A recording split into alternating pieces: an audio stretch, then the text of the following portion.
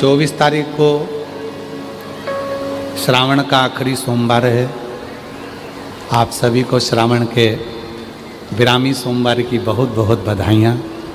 श्रावण के महीने में सावन की सोमवार के दिन भूलवश भी अगर कोई बेलपत्र, दुर्वा, जल, दूध शिव पर समर्पित कर देता है तो मनवांछित फल की प्राप्ति कर लेता है। प्यासे को पानी पिला देना, भूखे को अन्न का भाग खिला देना, किसी पथिक को कुछ विश्राम के लिए वृक्ष लगा देना, ये जीवन का सबसे बड़ा दान है महाराज। ये बड़ी बड़ी जो बावड़ियां हैं, कुएं हैं, तालाब है, सरोवर है, झरने हैं, झील हैं, नदियां हैं, ये भारत की भूमि पर कोई साधारण नहीं है।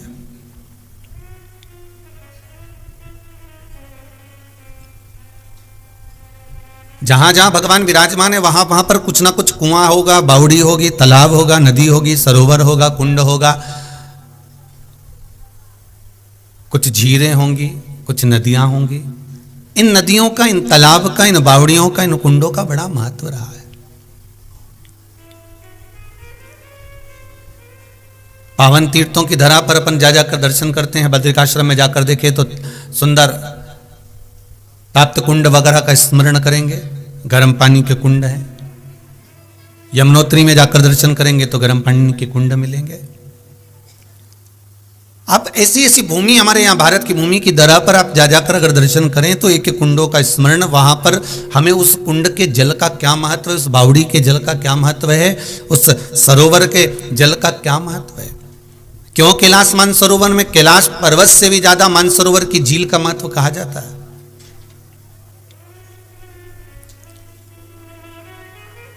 दर्शन करने वाला जीव,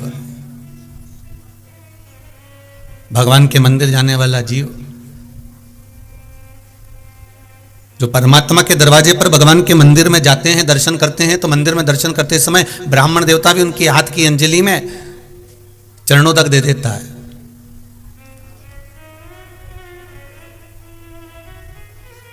एक मंदिर में निवास करने वाले ब्राह्मण देवता, पुजारी जन, एक ब्राह्मण जन चरणों तक प्रदान कर देते हैं।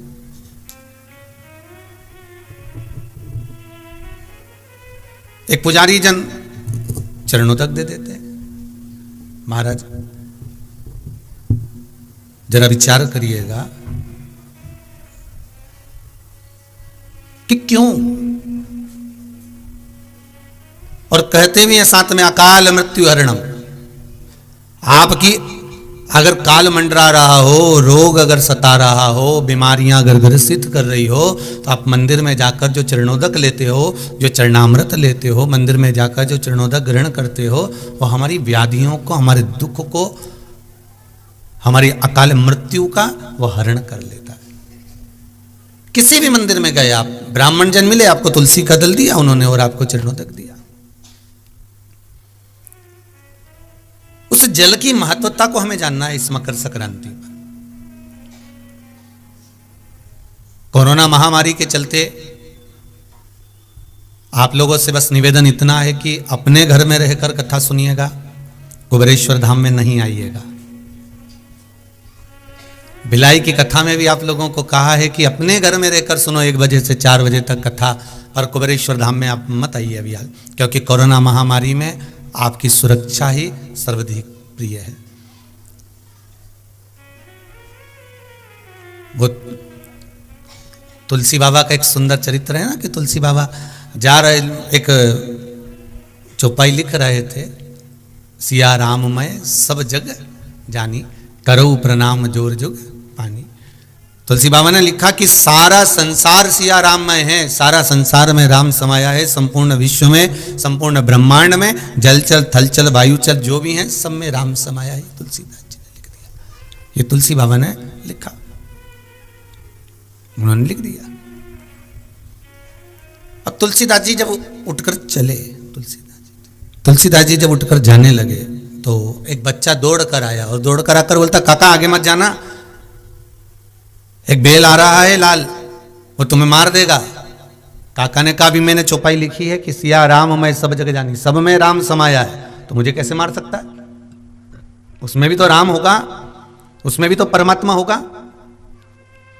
वो मुझे मार नहीं सकता। और तुलसीदास जी चल दिए, आगे बढ़े, सामने से बेल आया, बेल ने सींग से उठाया, तुलसीदास बाबा को पटक दिया, पांव रखकर तुलसीदास जी के ऊपर से बेल निकल गया, बेल निकला और तुलसीदास जी तुरंत वापिस गंगा के घाट पर वो पुराण को लेकर, रामचरितमानस को लेकर बैठ गए और तुरंत कलम उठाई तुलसीदास जी ने और उठाकर उस चौपाई को काटने ही वाले थे, इतने में हनुमान जी महाराज प्रकट हो गए। हनुमान जी ने कहा क्या हुआ तुलसीदास, क्या कर रहे हो? तुलसीदास जी ने लिखा, मैंने चौपाई लिखी थी, सिया राम मैं सब जग जानी, करो प्रणाम जोर जुग पानी, सब में राम समाया था, तो मैंने बेल में भी राम देखा, फिर बेल ने मुझे क्यों मारा? आखिर ये बेल मुझे क्यों मार रहा है? बेल क्यों मार रहा? आखिर कारण क्या है? बेल ने आखिर मुझे मारा क्यों है? जब सब में राम देखा गया था, सब में राम समाया हुआ था, तो बेल ने मुझे क्यों मारा? तब हनुमान जी महाराज ने कहा, देखो तुलसीदास जी, जहां से बेल आ रहा था वहां तुम्हें जाना ही नहीं था, वो बच्चा आया था, उसने आकर कहा था कि सामने से बेल आ रहा है, अगर आपने बेल में राम देखा था तो उस बच्चे में राम क्यों नहीं देखा जो बताने के लिए आया था? तो कई बार हमको मार्गदर्शन करने वाले, हमको बताने वाले, हमको कहने वाले, हमको समझाने वाले हमको समझाते हैं, तो ऐसा नहीं है कि कोई अलग से आकर तुमको आकाश से बिजली कड़केगी और बिजली कड़क कर बोलेंगे कि तुम इधर उधर मत जाओ रे और मुंह पर मास्क लगाओ रे।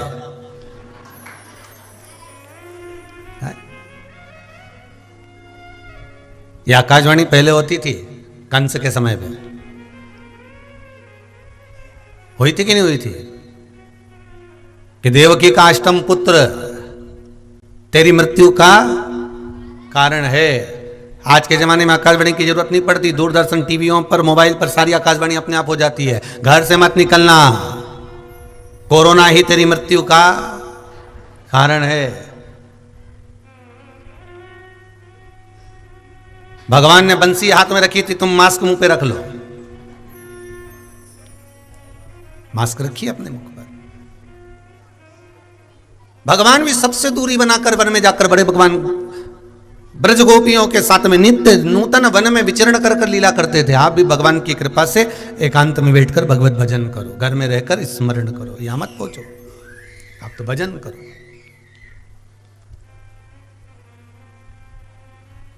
और कथा, मानसरोवर शिव महापुराण की कथा, ये आपको केवल अपने लिए श्रवण नहीं करना है। अब की बार जो कथा हो रही है इसको आपको अपने पूर्वजों के लिए श्रवण करना है कि मकर संक्रांति का वो भी स्नान कर कर तर जाए। इन कुंडों में, इन सरोवरों में, इन बावड़ियों में, इन तालाबों में, इन झीलों में, इन झरनों में, जिसका वृत्तांत शिव महापुराण के अंतर्गत हम श्रवण करें, जहां जहां हमारे वेद और शास्त्रों में वर्णन किया गया है, अनेक जगह पर हम दर्शन के लिए जब जाते हैं तो कितने कितने कुंड हमारे सम्मुख में आते हैं।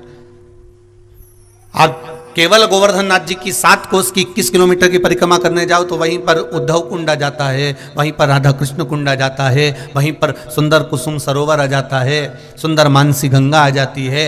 जरा देखो तो कि ब्रजमंडल में भी कितने कुंड बने हुए हैं। राजस्थान की पावन धरा पर जाकर देखो कितनी बावड़ियां बनी हुई हैं।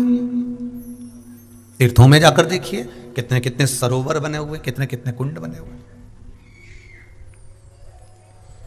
शंभु शरणे पड़ी मांगूं घड़ी रे घड़ी, दुख काटो दया करी ने दर्शन आपो। शंभु शरणे पड़ी मांगूं घड़ी रे घड़ी, दुख काटो दया करी ने दर्शन आपो। आप घर पर बैठकर भगवान शंकर से निवेदन करना, हे भोलेनाथ, हे शंभु, हे त्रिकालदर्शी, हे कैलाशी, हे अविनाशी, हे शिव, ऐसी करुणा कर, ऐसी कृपा कर कि इस मानसरोवर शिव महापुराण की कथा को जब हम श्रवण करें तो हमें भी कैलाश में जो मानसरोवर है, सुंदर सुंदर जो भारत की भूमि पर बावड़ियां, तालाब, कुंड हैं, हे शंकर ऐसी कृपा करना कि हमको भी 7 दिन की शिव महापुराण में 7 कुंडों में स्नान कराकर हमारे जीवन को कृतार्थ कर दें। हमें बस इतना ही चाहिए।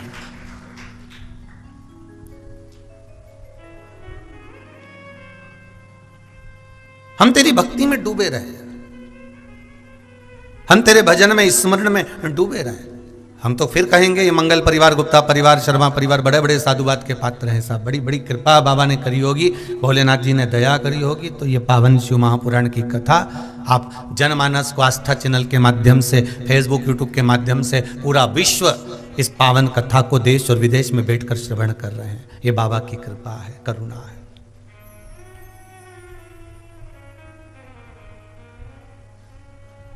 कथा तो कोरोना महामारी जब चालू नहीं हुई थी तो चालू हो गई थी कथा। इंदौर में हुई, फिर खरगोन में हुई, फिर नवेगांव में हुई, नवेगांव के बाद में फिर भिलाई हुई, भिलाई के बाद में कथा आगे भी तीर्थों में होना थी, जगह जगह जाना था। पर कोरोना महामारी के कारण आगामी जितनी भी कथाओं के क्रम हैं उनको रोक दिया गया है। और भगवान शिव के इस पावन कुबेरेश्वर बाबा को याद आ रही होगी, बहुत दिन हो गया। कथा का रसस्वादन हो,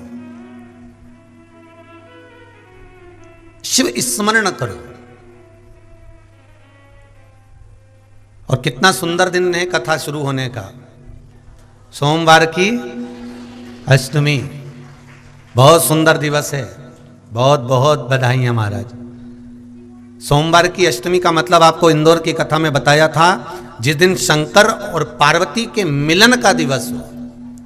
और केवल एक माता पार्वती के अकेले मिलन का नहीं, 64 योगनियां तक भगवान शंकर से मिलने के लिए आती हैं। 64 योगनियां।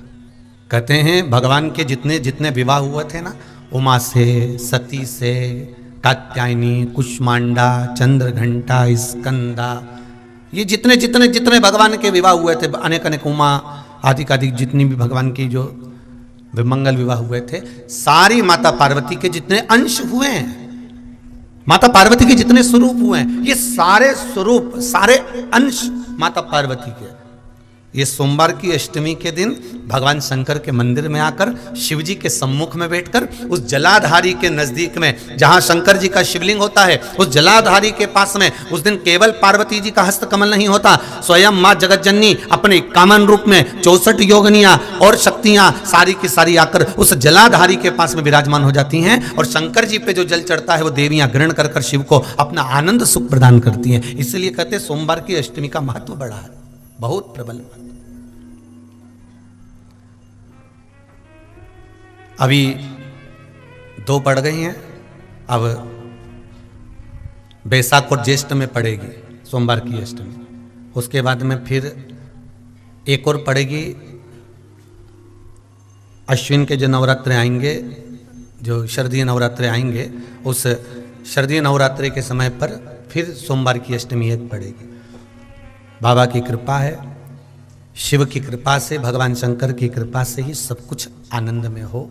और हम तो कहेंगे 1 लोटा पानी चढ़ाने से पीछे मत हटना। सोमवार की अष्टमी के दिन शंकर के मंदिर जरूर जाना, बेलपत्र जरूर चढ़ाना, बाबा से विनय जरूर करना, निवेदन करना, बाबा को पूजन करना, घी का दीप लगाना और बाबा से विनय करना, बाबा मेरी ये मनोकामना है, मैं तो आपके चरणों में समर्पित करने के लिए आई हूं, मेरी ये विनती को स्वीकार कर लो।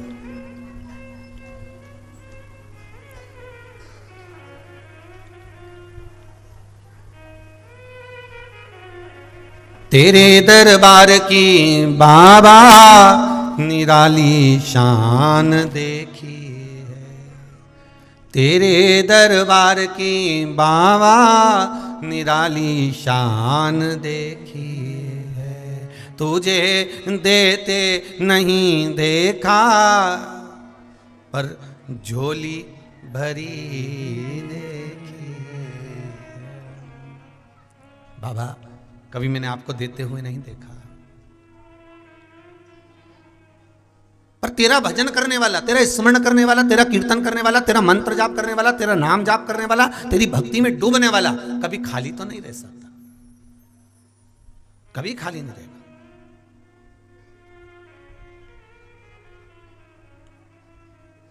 बहुत सरल भाषा से शिव महापुराण को समझिएगा। एक सेठ जी ने अपनी गाड़ी को लिया नई, और नई गाड़ी को लेने के बाद उन्होंने ड्राइवर को रखा। आज इंटरव्यू है ड्राइवर का, आज ड्राइवर का इंटरव्यू। एक कंपनी ने, एक सेठ जी ने अपनी कंपनी में नए ड्राइवर को रखा और बहुत सारे ड्राइवर वहां पर इंटरव्यू देने के लिए आए। अपन 3 ड्राइवर की बात करते, 3 ड्राइवर वहां इंटरव्यू देने के लिए आए।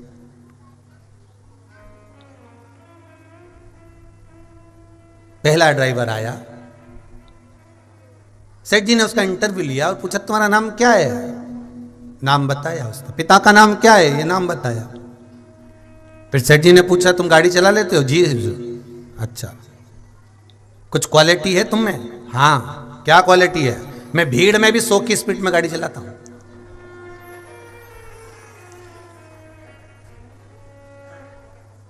अब देखिए उसकी क्वालिटी बता रहा हूं। मैं भीड़ में भी 100 की स्पीड में गाड़ी चलाता हूं। अच्छा, हाँ, बहुत बढ़िया। और 100 की स्पीड में गाड़ी चलाता हूं, प्रति घंटे की स्पीड में मैं घर पहुंचा सकता हूं। ठीक है, जाइए। दूसरा ड्राइवर आया, सेठ जी ने पूछा तुम्हारा नाम? उसने नाम बताया, पता बताया, पिताजी का नाम बताया। कोई क्वालिटी? हाँ,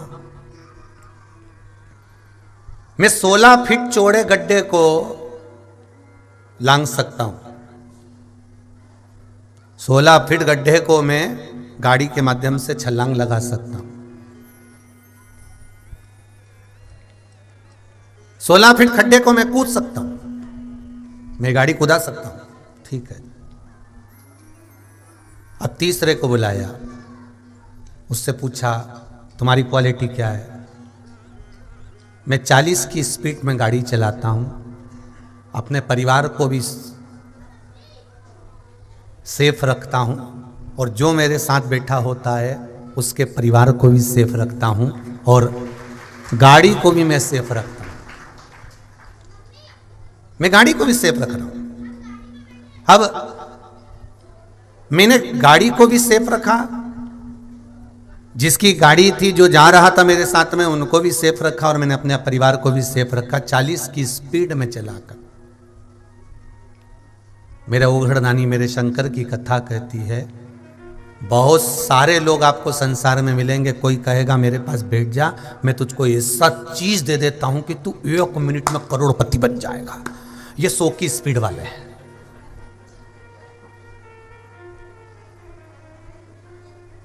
श्री सुखदेव जी महाराज राजा परीक्षित को बहुत बाद में मिले। राजा परीक्षित तो पहले ना जाने, कहते हैं 350 ऋषि राजा परीक्षित को मिल गए थे, श्रीमद् भागवत वर्णन करती है। और एक एक ऋषि के पास जाकर पूछा गुरुवर क्या बात है? तो गुरुजी ने पूछा राजा इतना परेशान क्यों है? कि महाराज जी मुझे 7 दिन में प्राणों को छोड़ना है, 7 दिन बाद मेरे प्राण छूट जाएंगे। तो ऋषि कहते, कोई कहता है आजा हमारे पास बैठ जा, कोई कहता हम तुझसे यज्ञ करवाएंगे, कोई कहता हम तुझसे अनुष्ठान करवाएंगे, कोई कहता हम तुमसे ये करवाएंगे, हम तुमसे अनुष्ठान करवाएंगे, कोई कहता हम तुमसे ये करवाएंगे, कोई कहता है हम तुमसे ये करवाएंगे। तो 350 ऋषिवर मिले और सबने कहा, कोई कह रहा है यज्ञ करवाएंगे, कोई कह अनुष्ठान करवाएंगे, कोई कह ये करवाएंगे, कोई कह वो करवाएंगे, पर मन में भाव जागृत नहीं हुआ, मन में विश्वास जागृत नहीं हुआ।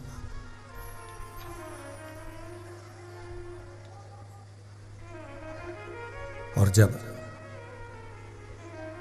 आखिरी में मिले थे श्री सुखदेव जी महाराज राजा परीक्षित को, सबसे आखिरी में जब सुखदेव जी महाराज मिले तो सुखदेव जी महाराज के चरणों में जाकर निवेदन किया। सुखदेव जी ने पूछा क्या बात है राजन, क्या हुआ? राजा कहता है गुरुदेव 7 दिन मिले हैं। तो सुखदेव जी ने कह दिया ये तो बहुत दिन है। राजा खटवाक को तो क्षण भर मिला था, 1 क्षण मिला था राजा खटवाक को, मात्र 1 क्षण, और तुझे तो 7 दिन मिले, कोई साधारण? बहुत इतना।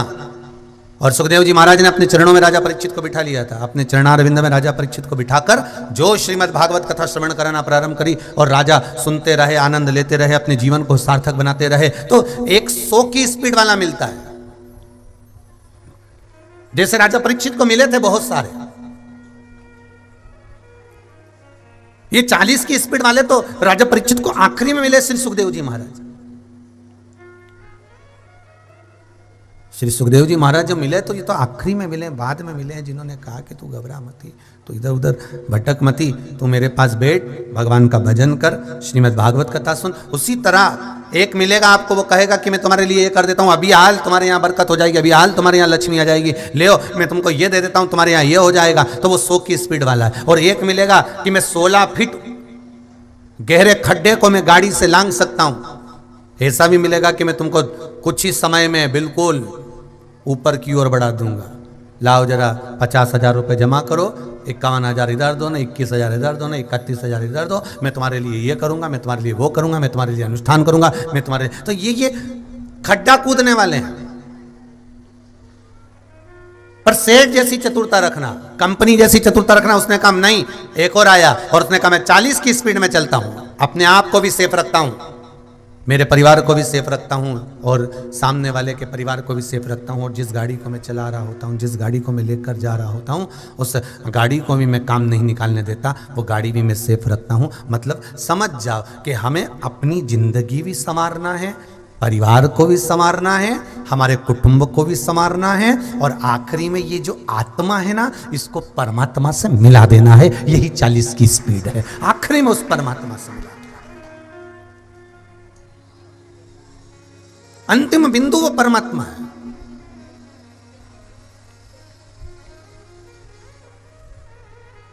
और इस आत्मा को परमात्मा तक लेकर जाने में थोड़ा समय लगेगा, इस आत्मा को परमात्मा तक लेकर जाने में थोड़ा समय लगेगा, क्योंकि ये मन बड़ा चंचल है, कैसे तेरा भजन करूं, बड़ा चंचल।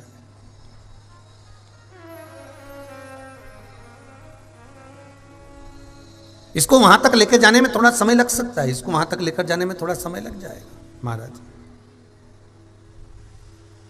मुझे दास बना कर रख लेना भोलेनाथ तुम्हारे चरणों में, मुझे दास बना कर रख लेना भोलेनाथ तुम्हारे चरणों में, मुझे दास बना कर रख लेना भोलेनाथ तुम अपने चरणों में, मुझे दास बना कर रख लेना। सामने बैठे दोनों हाथों से ताली सेवा देते हुए,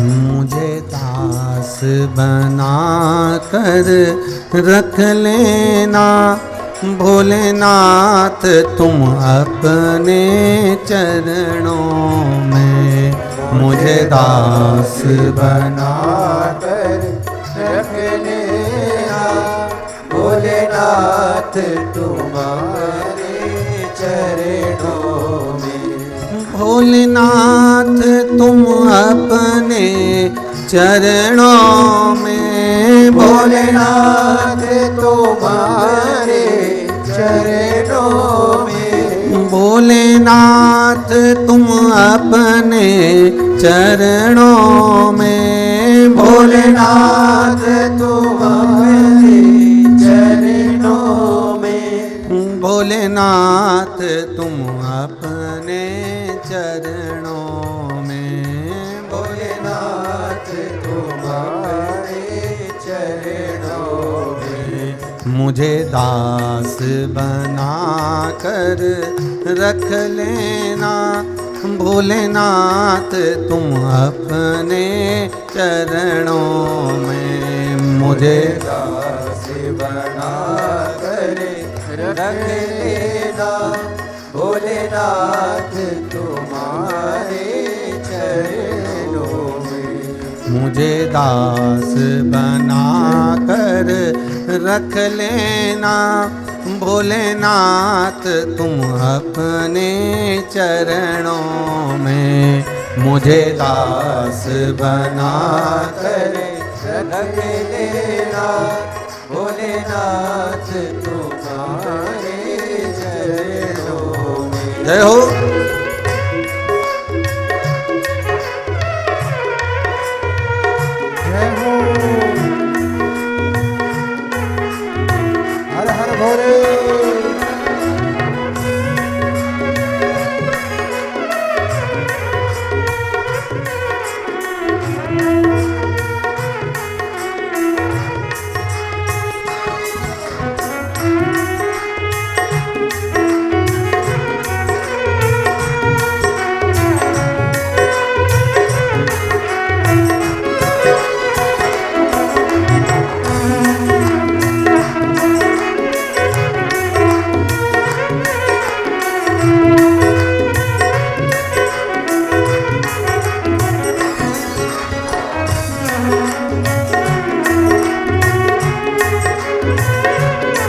शंभू।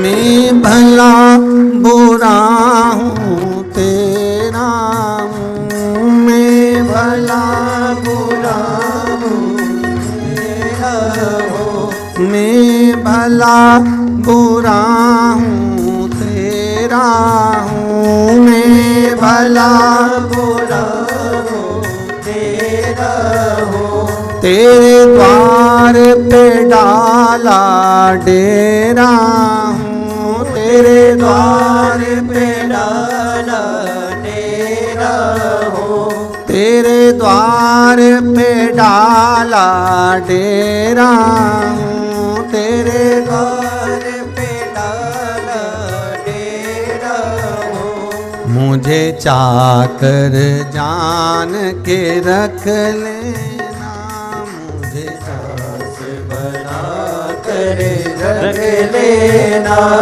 मुझे चाकर जान के रख लेना, मुझे चाकर जान के रख लेना। भोलेनाथ तुम चरणों में, मुझे चाकर तुम्हारे चरणों में, मुझे चाकर जान के रख लेना। भोलेनाथ तुम अपने चरणों में, मुझे चाकर बना कर रख लेना। भोलेनाथ तुम अपने चरणों में। जय हो, जय हो।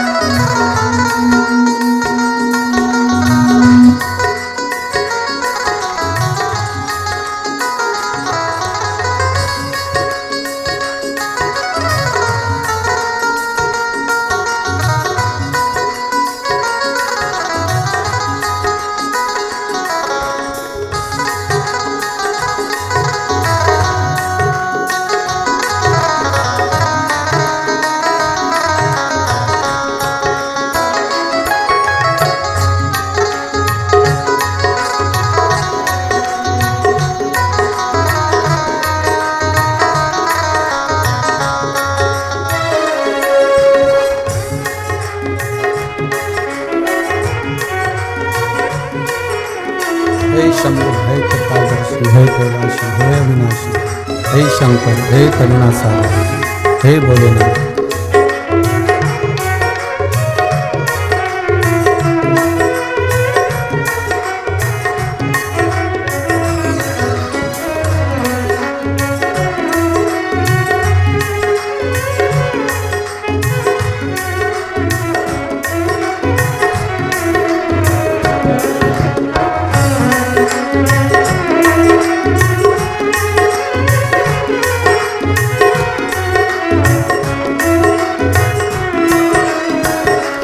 जब अधम से अधम को तारा है, जब अधम से अधम को तारा है, जब अधम से अधम को तारा है, जब अधम से अधम को तारा है, उसमें ही नाम हमारा है, उसमें ही नाम तुम्हारा है, उसमें ही नाम हमारा है, उसमें ही नाम हमारा है। मुझे बार समझ कर रख लेना, मुझे भार समझ कर रख लेना, मुझे भार समझ कर रख लेना, मुझे भार समझ कर रख लेना। भोलेनाथ तुम चरणों में, मुझे भार समझ कर रख लेना। भोलेनाथ तुम अपने चरणों में मुझे दास बना कर रख लेना। भोलेनाथ तुम अपने चरणों में मुझे दास बना कर रख लेना। भोलेनाथ तुम अपने चरणों में मुझे दास बना कर रख लेना। भोलेनाथ तुम अपने चरणों में ओ अपने चरणों में शंभुनाथ तुम अपने चरणों में ओ भोलेनाथ तुम अपने चरणों में। भोलेनाथ तुम अपने चरणों में। बोल काशी विश्वनाथ भगवान की जय। हर हर महादेव हर हर महादेव हर। भगवान शिव की कथा करी। ओगरदानी त्रिकालदर्शी शिव कैलाशी अविनाशी भगवान शिव का चरित्र कह रहा है। महाराज शिव महापुराण की कथा कह रही है कि ये जो भगवान शंकर कैलाश अधिपति मेरे शिव का जो पावन चरित्र है, शिव महापुराण की कथा है, जो भगवान शंकर कैलाश पर विराजमान है और शिव भले विष पी गए हों, मेरे शंकर भले विष पी गए हों, मेरे उगरदानी मेरे शंकर भले विष पी गए हों, पर मेरे शंकर का जो स्वरूप है, मेरे शिव का जो स्वरूप है वो महामृत्युंजय है। कौन सा स्वरूप है? महामृत्युंजय। मृत्यु पर विजय प्राप्त कर लेना और अपने जीव को, जो शिव का स्मरण करने वाले हैं, शंकर का अनुमोदन करने वाले हैं, शंकर की भक्ति में डूबने वाले हैं, इनको अभयता प्रदान कर देना केवल शिव ही कर सकते हैं, केवल शंकर ही कर सकते हैं। अकाल मृत्यु वो मरे जो काम करे चंडाल का, काल उसका क्या बिगाड़े जो भक्त हो महाकाल का।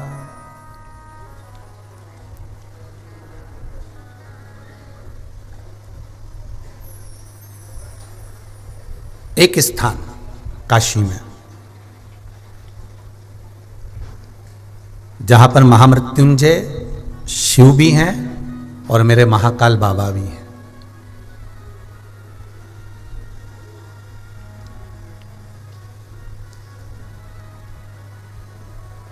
काशी का महामृत्युंजय मंदिर, जहां पर शंकर मेरे ओघड़दानी, मेरे त्रिकालदर्शी, मेरे कैलाशी, मेरे अविनाशी, मेरे शिव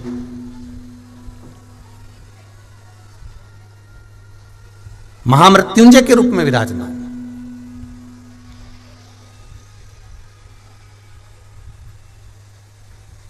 और सबसे बड़ी प्रसन्नता की बात है कि उस मंदिर के अंदर जहां पर महामृत्युंजय भगवान शिव, जहां भगवान महामृत्युंजय शंकर भी बैठे हुए हैं और जहां पर महाकाल बाबा भी बैठे हुए हैं, दोनों हैं। जहां महामृत्युंजय शिव भी हैं और महाकालेश्वर बाबा भी वहां पर विराजमान।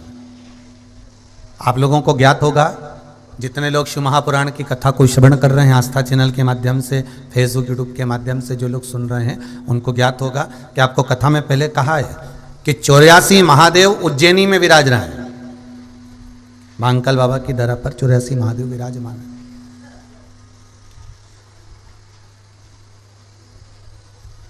और काशी की धरा पर 12 ज्योतिर्लिंग विराजमान। कभी आप लोग अगर जाएं ना काशी, तो वहां पर आप जाकर बोलना कि हमको 12 ज्योतिर्लिंग के दर्शन करना है, तो अलग अलग जगह पर आपको कहीं मल्लिकार्जुन, कहीं महाकाल बाबा, कहीं सोमनाथ जी, कहीं नागेश्वर जी, कहीं भीमाशंकर, कहीं वैद्यनाथ जी, कहीं त्र्यंबकेश्वर जी, कहीं केदार जी।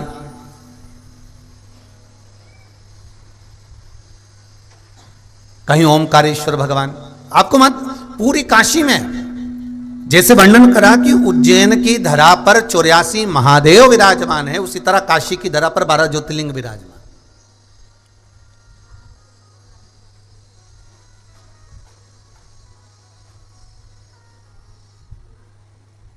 अपने भक्त का उद्धार करने के लिए महाराज मनु और शत्रुपा के लिए भगवान वहां विराजमान हो गए थे। और बहुत ध्यान देना, काशी की भूमि पर एक मंदिर महामृत्युंजय मंदिर ऐसा है जहां पर महामृत्युंजय शंकर, महाकाल बाबा और मध्यस्थ बीच में कुछ ही दूरी पर, वहीं पर नजदीक में एक सुंदर सा एक कुआं है जहां पर धन्वंतरी जी ने, वेदों में भी जो वेद रहे हैं, औषधि के जो मूल रहे श्री धन्वंतरी जी, उन्होंने वहां बैठकर तप साधना करी, भगवान शंकर की आराधना करी, भगवान शिव की उपासना करी, भगवान शंकर की भक्ति में जो डूबे रहे, भगवान शिव की आराधना में डूबे रहे। और आखिरी में वो धन्वंतरी जी जब जाने लगे तो उन्होंने विचार करा कि मेरे जाने के बाद इस औषधि का मैं करूंगा क्या, ये औषधियां जो रखी रह जाएगी, इस औषधि का मुझे करना क्या है, इस औषधि को मैं ले जाकर कहां रखूंगा। तो उन्होंने क्या करा, एक भगवान शिव की आराधना करी और भगवान शंकर से निवेदन करा, शंभु प्रकट हो, भोलेनाथ जी आप कृपा करिए, मुझे आज्ञा करो कि मैं इन औषधि का करूं क्या, मैं इन औषधि को कहां ले जाकर रखूं, मैं इन औषधि को कहां ले जाकर डालूं, मैं इन औषधि को कहां ले जाकर रख सकता हूं, मैं इन औषधि को किस जगह पर ले जाकर रख सकता हूं, ये औषधि हमें ले जाकर कहां रखूं। शिव की आराधना में धन्वंतरी जी डूब गए। शिव महापुराण में मानसरोवर शिव पुराण सुन रहे हो, इसका ध्यान रखिएगा। ऐसे ऐसे कुएं, ऐसी ऐसी बावड़ी, ऐसे ऐसे तालाब, ऐसे ऐसे झरने, ऐसे ऐसे सरोवर और ऐसी ऐसी झीलों का स्मरण है कि आप अगर उसको कभी वहाँ से निकलें और आपके जीवन में अगर आप कभी वहाँ पहुँचें तो पहुँचने पे आपको ये ज्ञात होना चाहिए कि हम काशी आए हैं तो एक बार वो धन्वंतरी कुएं पर जरूर जाएं, धन्वंतरी कूप पर जरूर जाएं और वहाँ का जल हम अवश्य पी कर आए, जहाँ 24 घंटे महामृत्युंजय पाठ, महामृत्युंजय मंत्र का स्मरण चलता रहता है, जहाँ विद्वान विद्वान ब्राह्मण महामृत्युंजय मंत्र की भक्ति में डूबे रहते हैं। विद्वान से विद्वान ब्राह्मण जहाँ महामृत्युंजय मंत्र में डूबे हुए और मंत्र का स्मरण करने में लगे। धन्वंतरी जी ने भगवान शिव की आराधना करी, भोलेनाथ, हे शंभु, हे त्रिकालदर्शी, हे कैलाशी, हे अविनाशी। अब आप कहोगे वो तो वेद थे, औषधियां उनका मूल था, फिर शंकर जी को रिझाने के लिए उन्होंने क्यों शिव जी को क्यों रिझाया। शिव महापुराण की कथा में वर्णन आता है महाराज, स्कंद पुराण कहती है कि एक बात का ध्यान रखना, जो दवाई ना लगे, जो औषधि ना लगे, जो दवाई शरीर पर काम नहीं कर रही हो, जो औषधि शरीर पर काम नहीं कर रही हो, तो एक बार भगवान शंकर का महामृत्युंजय और महाकाल बाबा, इन दोनों का स्मरण कर लीजिए। महामृत्युंजय और महाकाल बाबा, इन दोनों का स्मरण कर लीजिए। कौन कौन से बाबा का करना है जरा जम के बोलिए। महामृत्युंजय और महाकाल बाबा का स्मरण कर लीजिए, और दोनों का स्मरण कर कर जो औषधि शरीर को नहीं लग रही है, जो औषधि तुम्हारे शरीर को नहीं आ रही है, शरीर पर काम नहीं कर रही है, उस औषधि को आप लेकर मृत्युंजय भगवान, महामृत्युंजय भगवान भोलेनाथ का और महाकाल बाबा का स्मरण कर कर फिर औषधि को खाइए। महाराज वो औषधि काम करना प्रारंभ कर देगी, वो औषधि कार्य करना प्रारंभ कर देगी। औषधि में भगवान शंकर मूल है, मेरे शिव मूल है। शंभो शरणे पड़ी मांगू घड़ी रे घड़ी, दुख काटो दया करी ने दर्शन।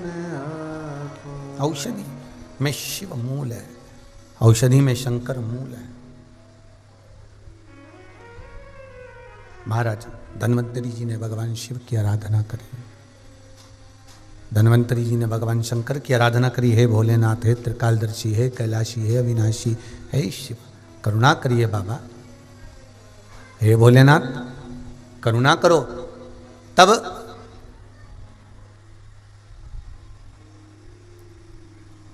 शिव पूछे धन्वंतरी जी से, शिव पूछे धन्वंतरी कि ये बताओ कि क्या चाहते हो आप। तब शिव पूछे आप क्या चाहते हो बोलिए। धन्वंतरी जी ने कहा कि ये इतनी सारी औषधियां हैं, दुनिया के लोग तो इसको पहचान नहीं पाएंगे। आप जिस रास्ते से निकल कर जाते हो, चाहे आप कुबेरेश्वर धाम से इंदौर जाओ, चाहे उज्जैन जाओ, चाहे आप भोपाल जाओ, चाहे आप इछावर जाओ, चाहे आप भवानी मंडी जाओ, तुम्हारी मर्जी पड़े जहाँ जाओ, पर रास्ते के बीच में कितनी औषधियाँ लगी होती हैं, कितनी दवाइयाँ लगी होती हैं, आपको क्या मालूम है। अगर आप परखैया नहीं, आप पहचानते नहीं, तो आपको थोड़ी ना मालूम होगा। पहले तो दुनिया के लोग शंकर भगवान को केवल इतना जानते थे कि ये प्रलय के देवता हैं, संहार के देवता हैं।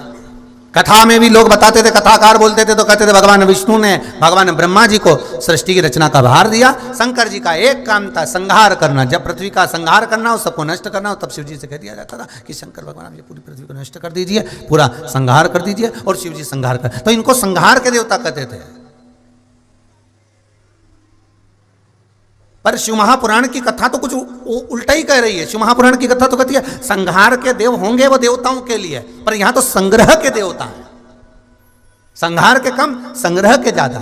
आपके जीवन में आपको कोई तकलीफ है, कष्ट है, रोग है, बीमारी है, कोई दुख है, कोई परेशानी है, आप शिव का स्मरण करिए। एक लोटा जल, शिव का मंदिर, एक बेलपत्र, एक अक्षत, एक चावल। नहीं है कुछ तो 3 बार ताली, वो भी नहीं है तो मुख से बम बम बोले। बहुत इतना वो भी नहीं कर सकते, शंकर जी के मंदिर का शिखर वो भी नहीं कर सकते, मंदिर के सामने से निकल कर चले जाओ, मंदिर के सामने से निकल कर चले जाओ, उतने में भी सुख है। मंदिर के सम्मुख से निकल कर चले।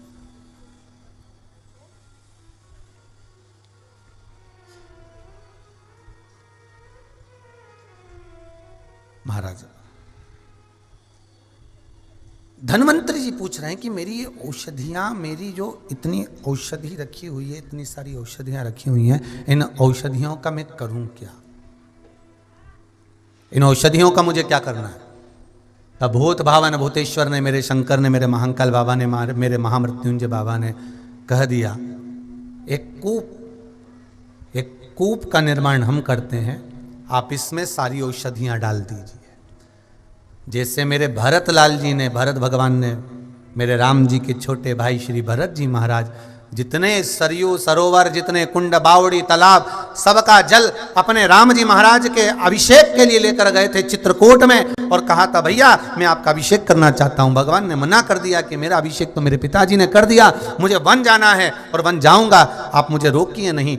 आपको दिया है राजगादी, आप उसे संभाल लीजिए, पर मैं इतना राज सामान लेकर आया हूँ, राजगादी पे बिठाने का इतने सारे जल लेकर आया हूँ, इतनी सारी सामग्री लेकर आया हूँ, इसको मैं क्या करूँ, कहाँ ले जाऊँ। तब कहा कि आप एक कुएं के अंदर इसको डाल दीजिए। तो वो कूप का नाम क्या पड़ गया, भरत कूप। आप लोग जब चित्रकूट जाएं तो दर्शन करके आना, भरत कूप। धन्वंतरी जी ने कहा कि मैं इतनी सारी जो औषधियां हैं, इतनी सारी जो औषधियां, इन औषधियों का क्या करूं, इन औषधियों को कहां ले जाके डालूं, इन औषधियों का करना क्या है। भगवान ने कहा एक कूप का निर्माण कर देता हूं, इस कूप के अंदर इन औषधियों को डाल दिया। धन्वंतरी देव ने सारी औषधियां उस कुएं के अंदर डाल दी और भगवान शिव का स्मरण कर कर कहा बाबा कृपा करना, केवल मैंने औषधि नहीं डाली है, जनमानस के विश्वास को ले जाकर इसमें डाला है। जिस विश्वास से लोग इस जल का आचमन करेंगे वैसा वैसा इसका रोग मिट जाएगा। आज भी काशी में धन्वंतरी कूप है महाराज, धन्वंतरी। क्या नाम है उस कुएं का नाम, कहां पर है ये, महामृत्युंजय मंदिर में, जहां पर मेरे महामृत्युंजय भगवान और मेरे महाकाल बाबा दोनों विराजमान हैं, उसके मध्यस्थ धन्वंतरी कूप है। इस कुएं का सबसे बड़ा एक, लोग कहते हैं गुरुजी आप कहते हो कि दुनिया में चमत्कार, चमत्कार देखना तो जाओ ना, थोड़ा बहुत काशी में भी जाओ,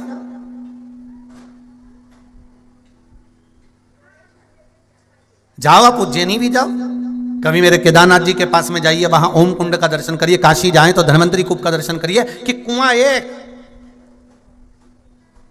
धन्वंतरी कूप पर जाकर देखिए कुआं एक और कुएं के घाट 8, और कितना बड़ा कुआं है। यहाँ बैठे, यहाँ से लेकर ये कैमरा वाला भैया खड़ा है यहाँ तक, बस इतना बड़ा कुआं और छोटा सा कुआं, बस वो उस कूप में 8 घाट बने हुए हैं, पानी खींचने के लिए 8 स्थान बने हुए। और अब ध्यान दीजिएगा, 8 स्थान का पानी पीकर देखो, हर पानी का स्वाद अलग है। कुआं 1, घाट कितने? जम के बोलो 8। कुआं 1, घाट 8, और पानी पीकर देखना 8 घाट का पानी का स्वाद अलग अलग है महाराज।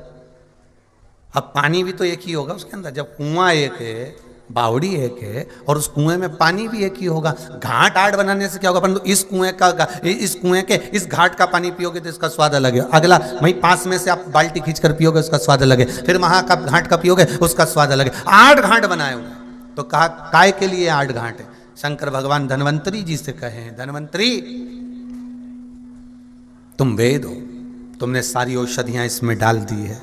अब इन औषधियों का जल जो जिस भाव से ग्रहण करेगा, ये औषधि का जल उस भाव में आकर उसको फल प्रदान करेगा। महाराज, उदर से जुड़ा हुआ जितना रोग होता है, उदर से जुड़ा हुआ जितना प्रॉब्लम होता है, श्री धन्वंतरी कुएं का जल मात्र ग्रहण कर लेने से जीव के सारे रोग समाप्त हो जाते हैं, सारे रोग समाप्त।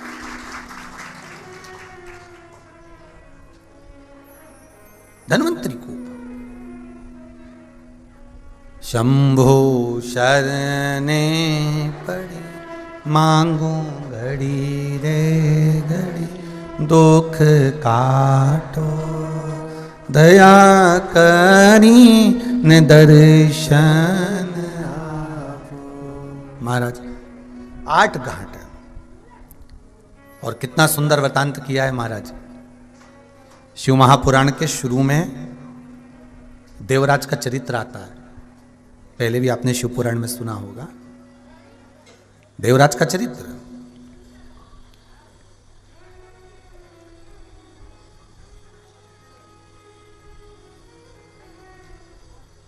देवराज की जो धर्मपत्नी थी, कौन देवराज? जो शंकर जी के मंदिर में चोरी कर कर गया था और जिसको बुखार आ गया था, शरीर में ताप पड़ गया था, रोग लग गया था, उसको बुखार आ गया, वो देवराज।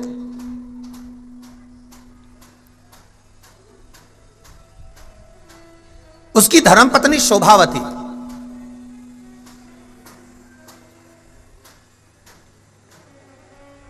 अच्छा, एक बात बहुत ध्यान देना महाराज, कोई जरूरी नहीं है कि माता पिता अच्छे हैं तो औलाद भी अच्छी निकलेगी।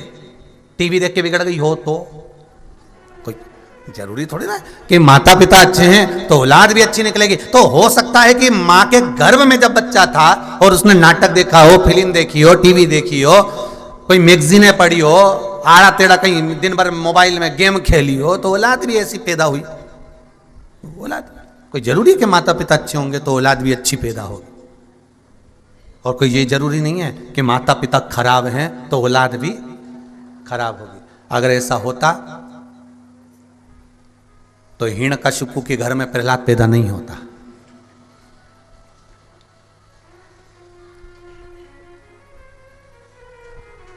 रावण की उस नगरी में विभीषण नहीं रहता, राम जी की अयोध्या में कैकेयी नहीं रहती। कोई जरूरी है?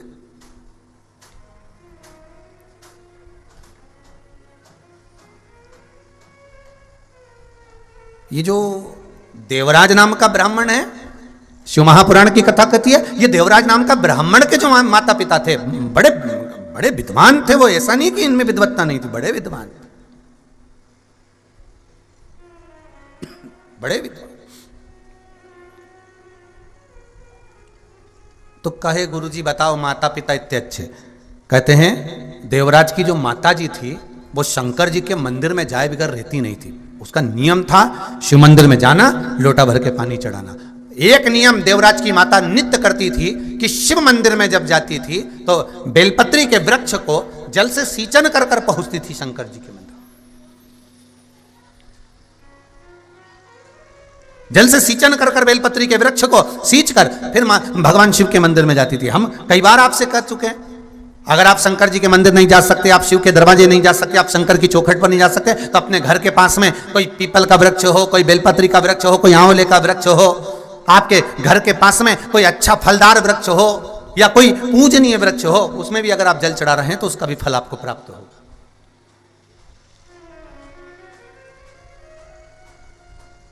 बहुत ध्यान दीजिएगा।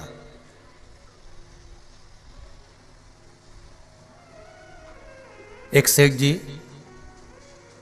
ठंड में एक भिखारी को, एक भिक्षुक को कम्बल उड़ा रहे थे। अब भिक्षुक ने कम्बल ओढ़ लिया और वही सेठ जी के दरवाजे पर आधी रात को कुत्ता आके बैठ गया और सेठ जी ने उठाया एक बाल्टी पानी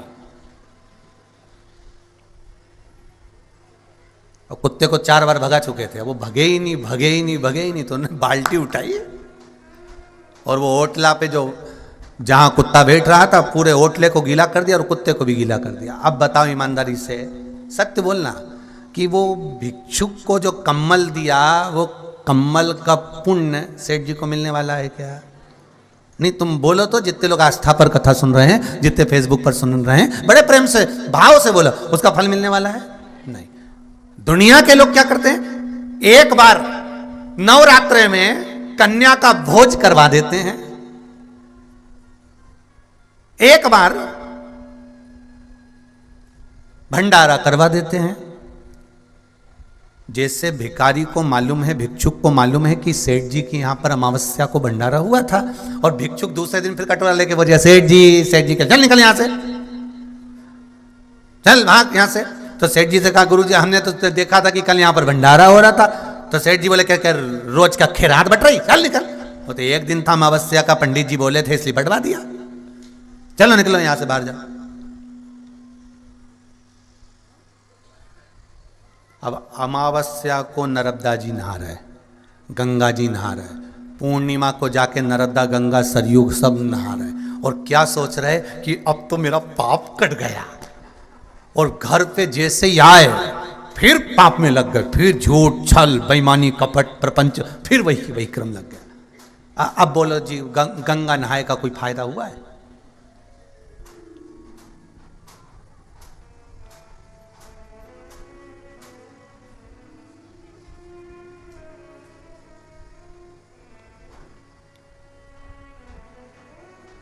फिर मतलब क्या हुआ? कभी प्यासे को पानी पिलाया नहीं, बाद अमृत पिलाने से क्या फायदा। कभी गिरते हुए को उठाया नहीं, बाद आंसू बहाने से क्या फायदा। वो लाभ क्या है, उसका फल क्या?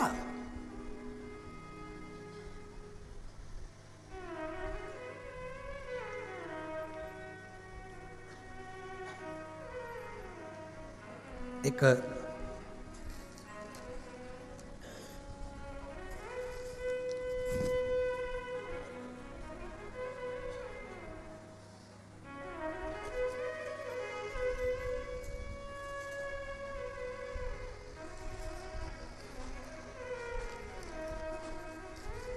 एक सुंदर भाव लिखा है किसी ने, बहुत लखेरा परिवार की ओर से कोटि कोटि प्रणाम।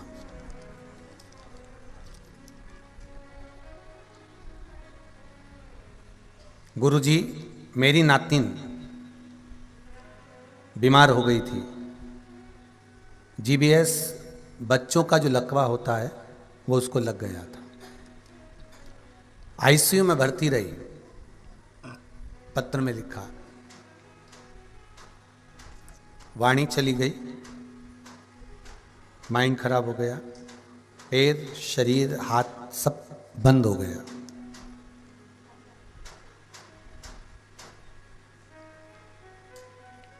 शिव महापुराण में सरसों के तेल का एक महत्व सुना था लकवे का, वो उपाय किया, पशुपति व्रत किए, पहला व्रत जैसे ही पूर्ण हुआ गुरुजी,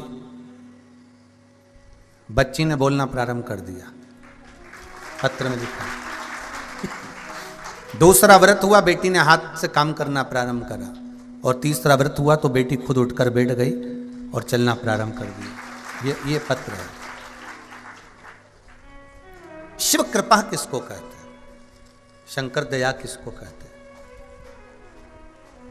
महाराज, अगर हमारा विश्वास दृढ़ है, हम भगवान के चरणारविंद का रसस्वादन ग्रहण कर रहे हैं, हम भगवान शंकर के चरणों में अपनी चित्त वृत्ति को लगा रहे हैं, अपनी चित्तवृत्ति को अगर भगवान शिव में लगा रहा है। और फिर निवेदन करूंगा, कोरोना महामारी की तीसरी लहर का वर्णन चल रहा है, तीसरी लहर चल रही है। सारा राष्ट्र, कई हजार लाख केस निकलते जा रहे हैं। और निवेदन केवल इतना है कि सतर्कता रखना, शंकर को मत भूलना, शिव की भक्ति को मत भूलना, शंकर के स्मरण में डूबे रहो। किसी ने कहा गुरुजी, अगर आपकी कथाएं लगी हुई थी, आगे से आगे कथाएं थी, अगर यजमान लोग अगर वहाँ पर कथा करवा रहे थे, ऑफलाइन कथा हो रही थी, सब अपने अपने नगर में करवा रहे थे, तो कैंसिल हो गई होगी, तो फिर अपन कथा काय को करें, क्या करना? ये कथा केवल इसलिए कर रहे हैं कि आप अगर घर में हैं तो हिम्मत मत हारना। ऐसी कई रोग, कई बीमारियां, तो ये संसार है, चलता रहना है। पर हिम्मत अगर हार गए तो फिर पिछले कोरोना में लोग कुछ जरा सा कुछ हुआ और उनकी जो हिम्मत हारी, प्राण उसने ले लिए। वो रोग से जितने नहीं मरे, जितने घाव, हृदय के घाव से मर गए। बस केवल अचंभा, आश्चर्य, मुझे रोग हो गया, बीमारी हो गई, ये हो गया, और भीतर भीतर भीतर भीतर अकेलापन महसूस करते करते करते करते अकेला ही चले गया।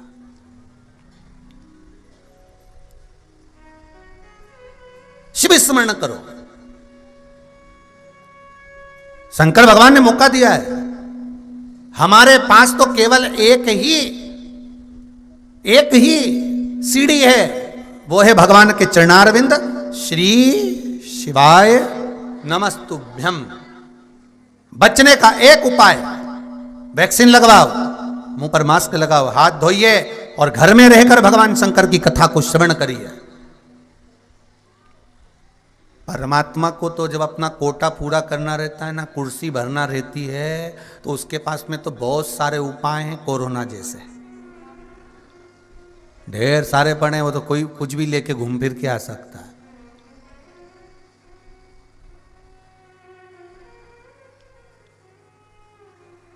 कभी भी आ सकता। तो अपने को शिव स्मरण, श्री शिवाय नमस्तुभ्यम जपते रहो। धन्वंतरी जी ने एक शब्द कहा है आखिरी में, जब धन्वंतरी कूप में सारी औषधियां डाली, तब एक शब्द कहा शंकर भगवान के सम्मुख में, इधर महाकाल बाबा, इधर महामृत्युंजय बाबा, और बीच में खड़े होकर धन्वंतरी जी कहते हैं कि मेरे जीवन की औषधियां मैं इस कूप में देकर जा रहा हूं। पर एक बात कहना चाहूंगा, धन्वंतरी जी कहते हैं कि कुएं में तो मैंने औषधि डाल दी है, पर सबसे बड़ी औषधि है शंकर का नाम, जो जप लेता है वो रोग से मुक्त होते चले जाता है। धन्वंतरी जी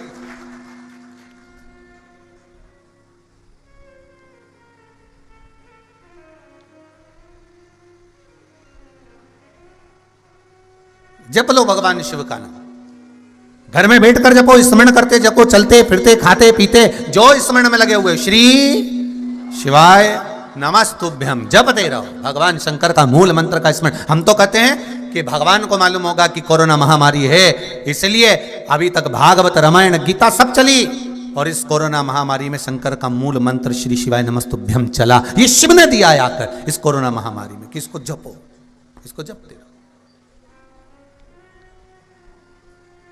महाराज देवराज ब्राह्मण के पिताजी और माताजी दोनों धर्मात्मा। मां का नियम था बेलपत्री के पेड़ के नीचे जल का सिंचन करना, और जल का सिंचन करके भगवान शंकर को जल समर्पित करना। फल तो मिल गया। कभी क्या होता था कि देवराज ब्राह्मण की धर्मपत्नी और देवराज ब्राह्मण की माता, मां कई बार मंदिर नहीं जा पाती थी, तो भगवान शिव का स्मरण कर कर घर में ही पात्र में जल समर्पित कर देती थी।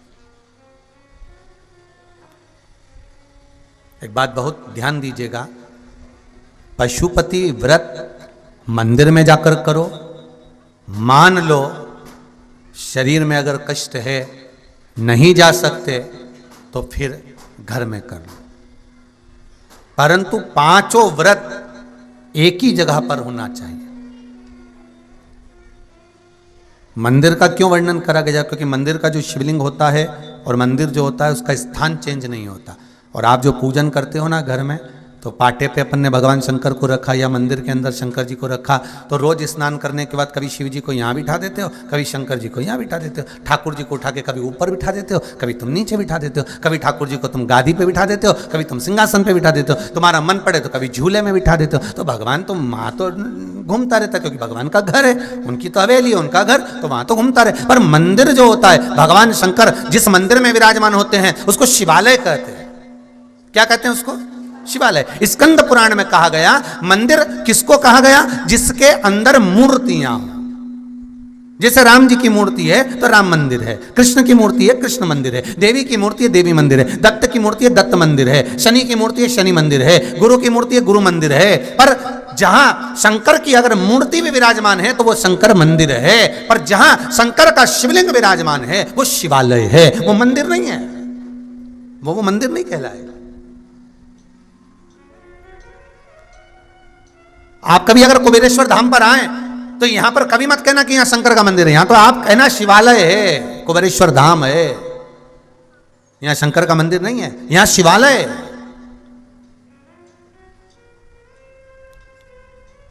मंदिर में मूर्ति होती है, शिवालय में शिवलिंग होता है।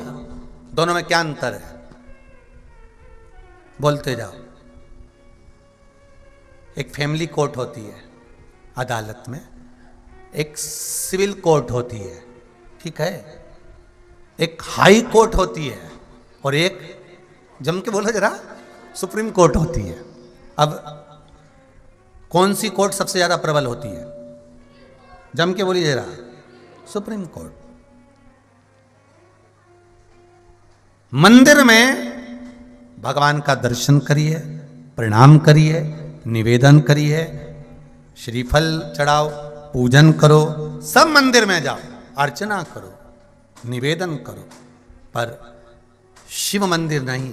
जहां शंकर का शिवलिंग है वो शिवालय है, वहां पर आप कुछ चढ़ाएं ना चढ़ाएं, बस जैसे ही आप वहां पहुंचे तो आपको शंकर के शिवलिंग के सामने पहुंचते ही आपके दुख कटना प्रारंभ हो जाते हैं। बस पहुंचते ही दुख कटना प्रारंभ।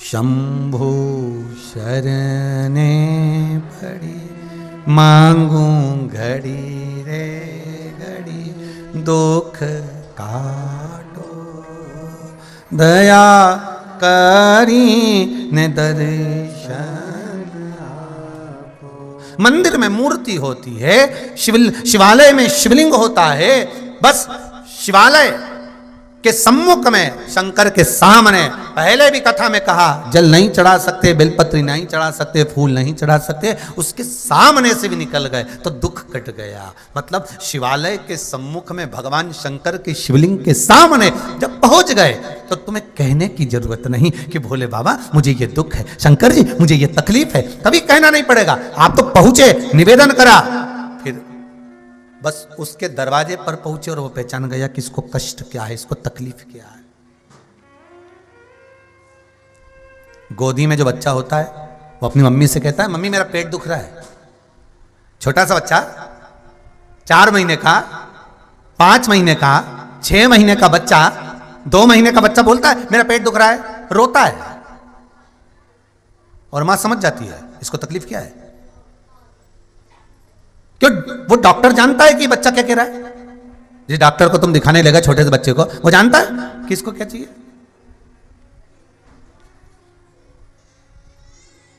कोई जानेगा नहीं, पर छोटा बच्चा रोता है और मां समझ जाती है कि इसको नजर लगी है, किसका पेट दुख रहा है, किसका हाथ दुख रहा है, किसका पांव दुख रहा है। छोटा बच्चा को देखकर मां जान जाती है। उसी तरह हमारे माता पिता बच्चे को देखकर पहचान जानते हैं कि इसको तकलीफ क्या है। डॉक्टर हाथ उसका चेहरा देखकर पहचान जाता है कि इसको तकलीफ क्या है। मेरे शंकर के शिवलिंग के सामने जाते से ही मेरा शंकर पहचान जाता है कि इसको तकलीफ क्या है, वो तुरंत जान जाता है। उसके सम्मुख में पहुंचे और वो पहचान गया।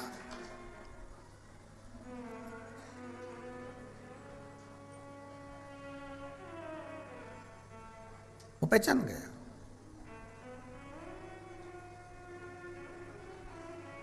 वैश्य है मंगल मंगलकारी, वैश्य है मंगल मंगलकारी, अवधूत रूप तुम्हारा, अवधूत रूप तुम्हारा, भोला सब दुख काटो मारा, ओ भोला सब दुख काटो। शिव शंकर जपो तेरी माला, शिव शंकर जपो तेरी माला, भोला सब दुख काटो मारा, ओ भोला सब दुख काटो मारा। शिव के मंदिर में तो मंदिर नहीं कर सकते, शंकर को शिवालय कर सकते हैं। शिव का जहाँ शिवलिंग रखा हुआ है, जहाँ शंकर का शिवलिंग विराजमान है, वहाँ पहुंचकर आप अपने हृदय की बात कहें ना कहें, शंकर समझ जाता है कि इसको चाहिए क्या। शिव जान जाते हैं कि इनको होना क्या चाहिए, क्या चाहिए।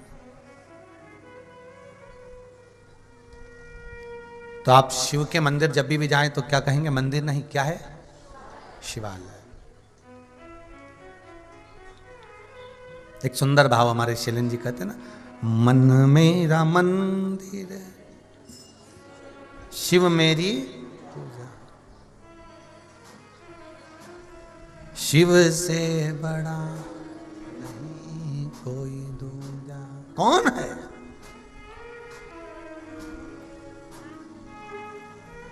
इस मन को, चित्त को, वृत्ति को इसलिए कहते हैं शिवालय बनाओ। शिवालय का मतलब क्या होता है? दूसरे के दुख को देखकर दुखी हो जाना और दूसरे के सुख को देखकर सुखी हो जाना।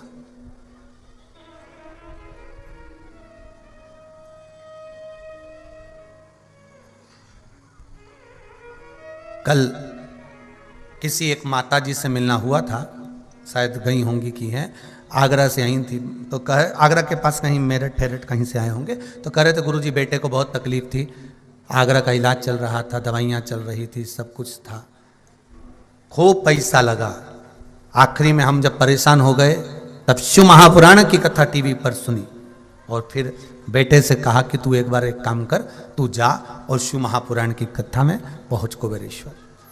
शायद उस बात को भी 8 में कहीं बैठी हैं क्या, कहीं बैठे होंगे, तो 8 महीने हो गए होंगे। तो फिर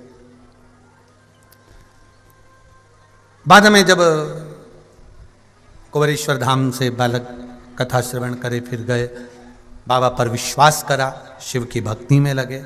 अब कहा गुरुजी अब औषधि की जरूरत नहीं, अब रोग समाप्त हो, अब औषधि नहीं चाहिए, अब दवाइयों की जरूरत नहीं चाहिए, अब तो बाबा ने सब कर दिया। अगर विश्वास पक्का है तो शंकर तुम्हारे साथ है, हर पल, हर घड़ी, हर क्षण साथ है।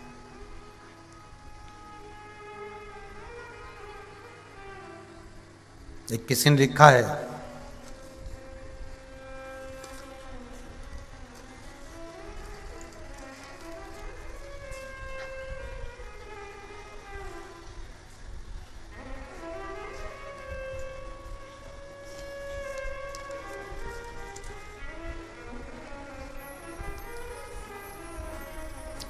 ग्रीष्मा चौहान, भोपाल मध्य प्रदेश से, इन्होंने लिखा है,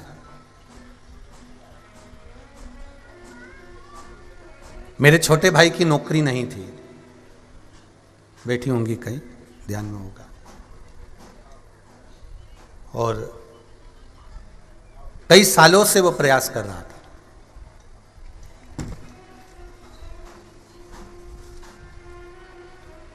आखिरी में शिव महापुराण की कथा में एक उपाय पशुपति व्रत का किया और मात्र 3 महीने के अंदर उसका मध्य प्रदेश ग्रामीण बैंक में सिलेक्शन हो गया और उसकी नौकरी लग गई। आप ही है, आप ही ने लिखा है।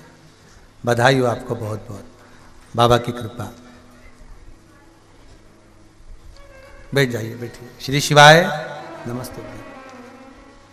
शिव भक्ति किसको कहते हैं? शंकर का अनुमोदन किसको कहते हैं? स्मरण किसको कहते हैं? भोला सब दुख काटो, ओ भोला सब दुख काटो। भगवान शिव की भक्ति का एक रसतत्व हमारे जीवन में जागृत है। धन्वंतरी जी ने कहा भगवान शंकर के सामने, भोलेनाथ जी के सम्मुख में विराम शब्द पर कहा, कुएं में औषधि है, पर धन्वंतरी जी कहते हैं शंकर का नाम ही औषधि है। शिव का केवल नाम लेने ही औषधि का काम, केवल शिव नाम।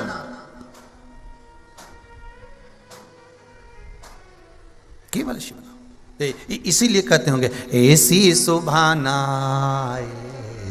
आए ना ऐसी शाम, ऐसी सुभाना आए ना ऐसी शाम। जिस दिन जुबा पे मेरे, जिस दिन जुबा पे मेरे आए ना शिव का नाम, ऐसी सुभाना आए ना ऐसी शाम, ऐसी सुभाना आए ना ऐसी शाम, ऐसी सुभाना आए ना ऐसी शाम। जिस दिन जुबा पे मेरी, जिस दिन जुबा पे मेरी आए ना शिव का नाम, ऐसी सुभाना आए ना ऐसी शाम, ऐसी सुभाना आए ना ऐसी शाम। जिस दिन जुबा पे मेरी, जिस दिन जुबा पे मेरी आए ना शिव का नाम, ऐसी सुभाना आए ना ऐसी शाम।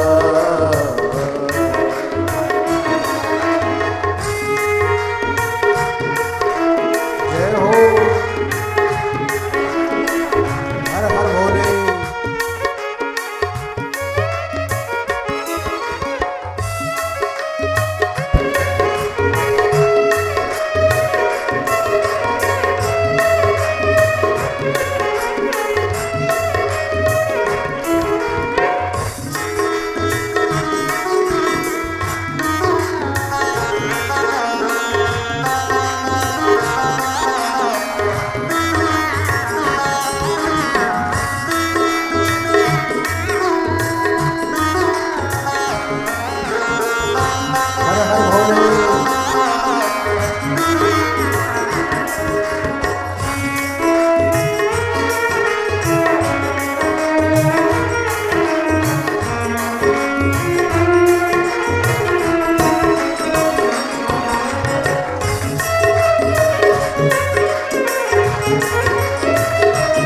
हो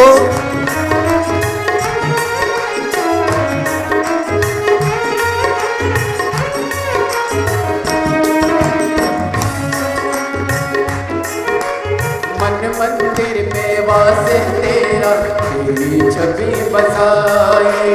मन मंदिर में वास है तेरा, तेरी छवि बसाए। प्यासी आत्मा मन के जोगन तेरी शरण में आए। प्यासी आत्मा मन के जोगन तेरी शरण में आए। तेरी शरण में मैंने पाया, मैंने ऐसी सुभाना आए ना ऐसी शाम, ऐसी सुभाना आए ना ऐसी शाम। जिस दिन जुबा पे मेरे, ओ जिस दिन जुबा पे मेरे आए ना शिव का नाम, ऐसी सुबह ना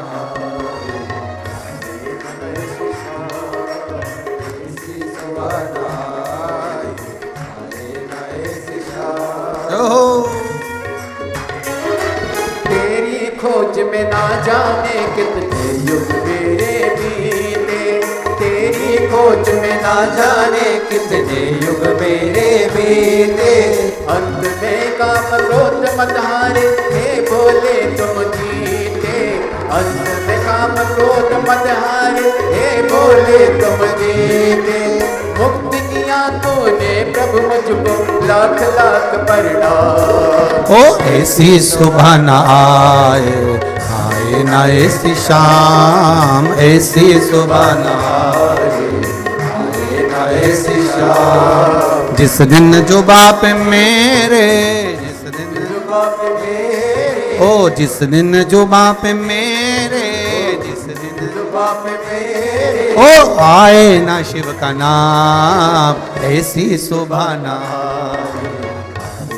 ऐसी शाम, ऐसी सुबह न आए, आए ना ऐसी शाम। ओम नमः शिवाय, ओम नमः शिवाय, ओम नमः शिवाय, ओम नमः शिवाय, ओम नमः शिवाय, ओम नमः शिवाय, ओम नमः शिवाय, ओम नमः शिवाय। हर हर महादेव है। महाराज भगवान शिव का नाम हर पल हर घड़ी हर क्षण इस जिज्ञासा औषधि भगवान शिव का नाम है, औषधि भगवान शंकर का नाम है। शिव महापुराण की कथा कहती है, केवल धन्वंतरी जी कह रहे हैं कि केवल इस कूप में औषधि नहीं है, कि केवल इस धन्वंतरी कूप में औषधि हो। औषधि तो भगवान शिव के नाम में है। श्री शिवाय नमस्तुभ्यम, श्री शिवाय नमस्तुभ्यम। भगवान शंकर के नाम में, भगवान शंकर के नाम स्मरण में औषधि शिव महापुराण कर रही है। जरूरी नहीं कि माता पिता धर्मात्मा होंगे, माता पिता धर्मात्मा होंगे तो ही पुत्र धर्मात्मा होगा, या माता पिता अगर गलत हैं तो बेटा भी गलत होगा, ये वर्णन नहीं किया। शिव महापुराण की कथा कह रही है, देवराज ब्राह्मण की जो माताजी थी वो जल भरकर बेलपत्री के वृक्ष का सींचन कर कर शंकर जी पे जल समर्पित करती और शंकर जी को जल समर्पित कर कर तब भगवान शिव भक्ति का स्मरण करते।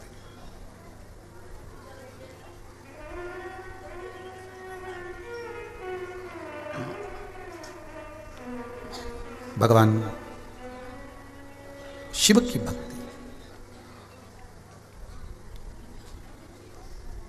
भिक्षुक को तो उड़ा दिया कम्मल और कुत्ते पे डाल दिया पानी। अब बोलो नानी क्या होगा तुम्हारा? अब विचार करिए, अब होगा क्या? एक तरफ तो हमने कह दिया कि हमने बहुत सारा पुण्य करा, पर पाप की श्रृंखला और पुण्य की श्रृंखला दोनों की पट्टियां अगर खोली जाएगी ना महाराज, तो दोनों में सबसे ज्यादा निकलने वाले क्या हैं? पाप निकलने वाला। कि मेरा अवगुण भरा शरीर दयालु कैसे तारोगे, मेली चादर झीमर झीर प्रभु जी कैसे तारोगे। ये अवगुणों से भरा हुआ।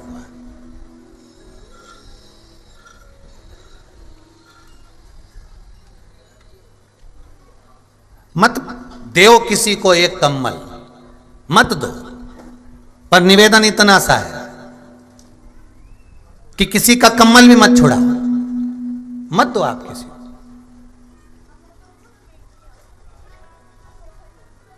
मत कराओ किसी को भोजन, पर निवेदन इतना सा है किसी को अपशब्द भी मत कहो।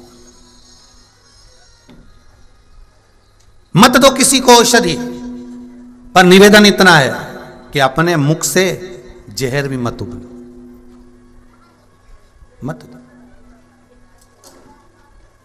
महाराज देवराज ब्राह्मण की माता शिव मंदिर में जाती, पूजन अर्चना करती, अवस्था आ गई। दोनों देवराज ब्राह्मण के माता और पिता दोनों धर्मात्मा थे। अब विचार करिएगा जरा कि ये दोनों धर्मात्मा थे तो देवराज को भी धर्मात्मा पैदा होना था।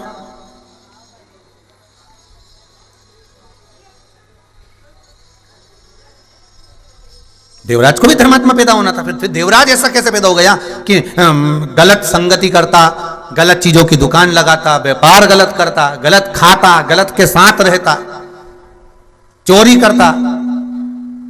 वो तो एक काम उसने अच्छा कर दिया था कि चोरी का सामान लेके शंकर जी के मंदिर में चले गया था और शिव जी के मंदिर में जाकर, शंकर जी के मंदिर में जाकर शिव पुराण की कथा चल रही थी, शंकर जी की उस पावन कथा को थोड़ा सा श्रवण कर लिया था और थोड़ा सा श्रवण कर कर उसने अपनी जिंदगी में बस वही थोड़ा सा पुण्य करा था। अच्छा, कहते हैं कि बुखार आ रहा था, ठंड लग रही थी, इसलिए मंदिर में जाकर छुपा था, भले छुपा था। माता पिता के द्वारा किया गया पुण्य सत्कर्म कहीं ना कहीं हमारे सामने आकर खड़े हो जाता है, ये बात का ध्यान रखना। आप जो सोमवार का व्रत करते हो, पशुपति व्रत करते हो, पूजन करते हो, अर्चना करते हो, सेवा करते हो, चाकरी करते हो, निवेदन करते हो, शिव मंदिर में जाकर एक लोटा पानी चढ़ाते हो, शंकर जी को एक बेलपत्र चढ़ाते हो, ये खाली नहीं जाता, कभी खाली नहीं जाएगा। आपका चढ़ाया हुआ एक लोटा जल, एक बेलपत्र, एक चावल का दाना, एक पुष्प आपके सामने कब आकर खड़ा होगा आपको मालूम नहीं पड़ पाएगा। विपदा की घड़ी में सम्मुख में आ जाए, सम्मुख में आप जाओ तो शिव के द्वार, आप पहुंचो तो शंकर की चौखट पर, शंकर के दरवाजे पर, शंकर के दरवाजे पर आप पहुंचो तो, शिव की चौखट पर आप जाइए तो, शंकर के भवन की ओर बढ़ो तो। महाराज समय आया, देवराज जब बड़ा हुआ, शुरू में बचपन से ही वो गलत कर्म करता रहा, कहीं बच्चों को ले जाकर कुआं बावड़ी में फेंकता रहा, कहीं झूठ बोलता रहा, कहीं छल करता रहा, कहीं बेईमानी करता रहा, कहीं प्रपंच करता रहा, कहीं गलत गलत काम करता रहा, और आखिरी में जब सब काम गलत करते करते करते करते करते करते करते अंतिम में जब समय आया, फिर इसका जो है मंगल विवाह हो गया, और जिससे विवाह हुआ उस कन्या का नाम था शोभावती। क्या नाम था कन्या का? शोभावती। अच्छा, कई कई के नाम रहते तो अच्छे हैं भगवान की कृपा से कि ये शोभावती है, कितना जोरदार नाम है, ईमानदारी से बोले शोभावती। पर इनके क्या मालूम था कि केवल शोभा बढ़ाएगी, केवल शोभा। अब नाम तो रखा है शोभावती, नाम भी रखा है।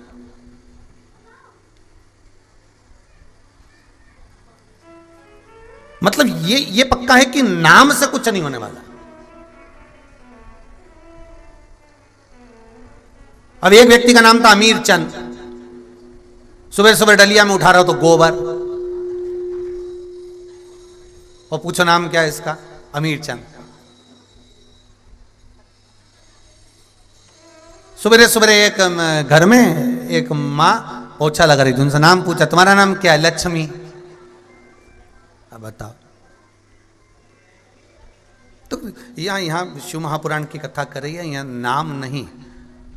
मत बुरे कर्म कर बंदे वरना पछताएगा, भगवान की आंखों से तू बच नहीं पाएगा, तू बच नहीं पाएगा। यहाँ नाम नहीं है, यहाँ तो मूल है हमारा कर्म, यहाँ मूल है हमारे कर्म का खेल।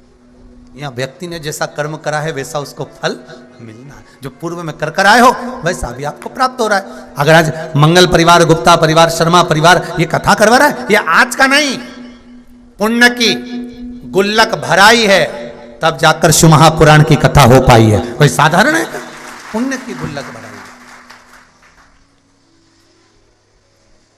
महाराज जब पुण्य की गुल्लक भराई तब जाकर कहीं शिव महापुराण की कथा हो पाए। बड़ा बड़ा मुश्किल है।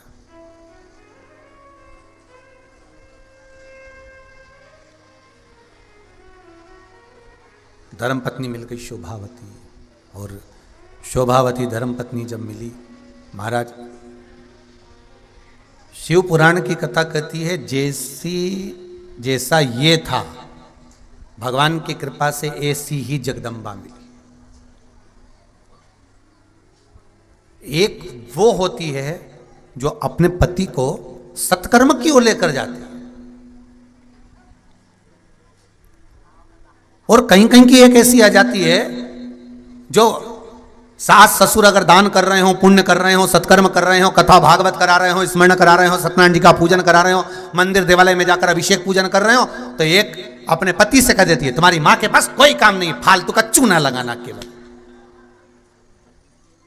बस दिन भर वासियोर वाला महाराज और तुम्हारी अम्मा कथा ही सुनती रहे, और महाराज जी बताते रहे और ये करती रहे। बस अरे उस मां के चरण पकड़कर धोख लगाना कि ना जाने कौन सा काल आने वाला था, उसने जाकर एक लोटा पानी शिव जी को चढ़ाया था, उससे वो काल टल गया था।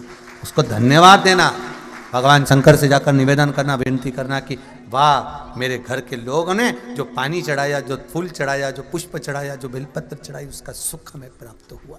उनको जाकर निवेदन करो।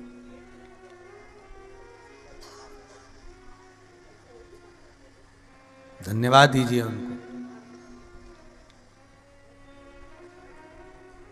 मेरा निवेदन रहा है माताओं से, आज फिर करता हूं निवेदन आप सबसे, घर के पुरुष को, पति को घर का भरण पोषण करना है। परिवार को चलाने के लिए उसको झूठ बोलना पड़ेगा। हम कितना भी मना कर देंगे तो भी वो झूठ बोलेगा। सौगंध भी दिला लेंगे तो सौगंध तो ले लेगा पर बोलेगा पक्का। तो हम क्यों कहें कि वो झूठ नहीं बोलेगा? बोलेगा। परिवार चलाना है उसको झूठ बोलना पड़ेगा। थोड़ा ना थोड़ा दुकान करेगा, व्यापार करेगा, काम करेगा, नौकरी करेगा, सर्विस करेगा तो कपट भी करेगा। बोलो री जी जी सही है कि गलत है? करना तो पड़ेगा। परिवार पालना है तो करना पड़ेगा। हम बोल भी दें तो हाँ थोड़ा वो सुधर जाएगा पर करेगा। छल भी करेगा, बेईमानी भी करेगा, प्रपंचा भी करेगा, सब कुछ करेगा, पर जो कमाई वो कर कर लाएगा, वो कमाई कर कर लाने के बाद घर में लेकर आएगा। कहाँ लेकर आएगा? घर में। और घर में लेकर आएगा, तुम्हारे पास आएगा तो तुम एक काम कर सकती हो कि उसने झूठ बोला, प्रपंच करा, बेईमानी करी, छल करा, जो करा उसने करा।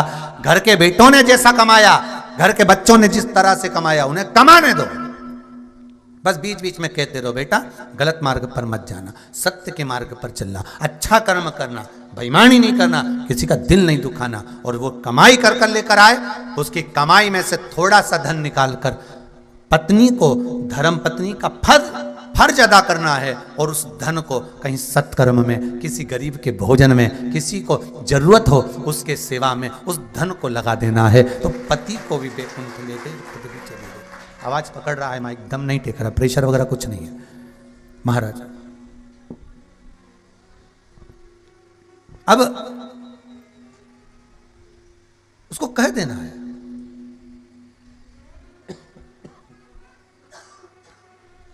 सत्कर्म की ओर लगाओ। पति का काम है वो करेगा, व्यापार भी करेगा, दुकान भी करेगा, जमीन जायदाद सत्ता सब उसको परिवार पालना है, सब कुछ करेगा, पर उस धन को पत्नी का फर्ज है, धर्म पत्नी का फर्ज है कि उसमें से उसको सत्कर्म में लगा, उसको सत्कर्म की ओर लेकर जाना, ये उसके ऊपर। अब शोभावती देवराज नाम के ब्राह्मण की धर्म पत्नी कभी अपने पति से ये नहीं पूछा उसने कि तुम ये धन लेकर आ रहे हो, कहां से ला रहे हो? तुम्हारे पिताजी तो राम नाम जप रहे, माताजी भगवान शंकर के मंदिर जा रही, तुम इतना धन आखिर ला कहां से रहे हो? तुम्हारा व्यापार नहीं, तुम्हारा व्यवसाय नहीं, पैसा कहां से आ रहा है? जरा बताओ। इतनी अफशरफियां, इतना दौलत, इतना रकम, इतना जेवर तुम्हारे पास आया कहां से? कहां से ला रहे हो? बोलो जरा। शोभावती ने नहीं पूछा, शोभावती नहीं पूछी। और महाराज जब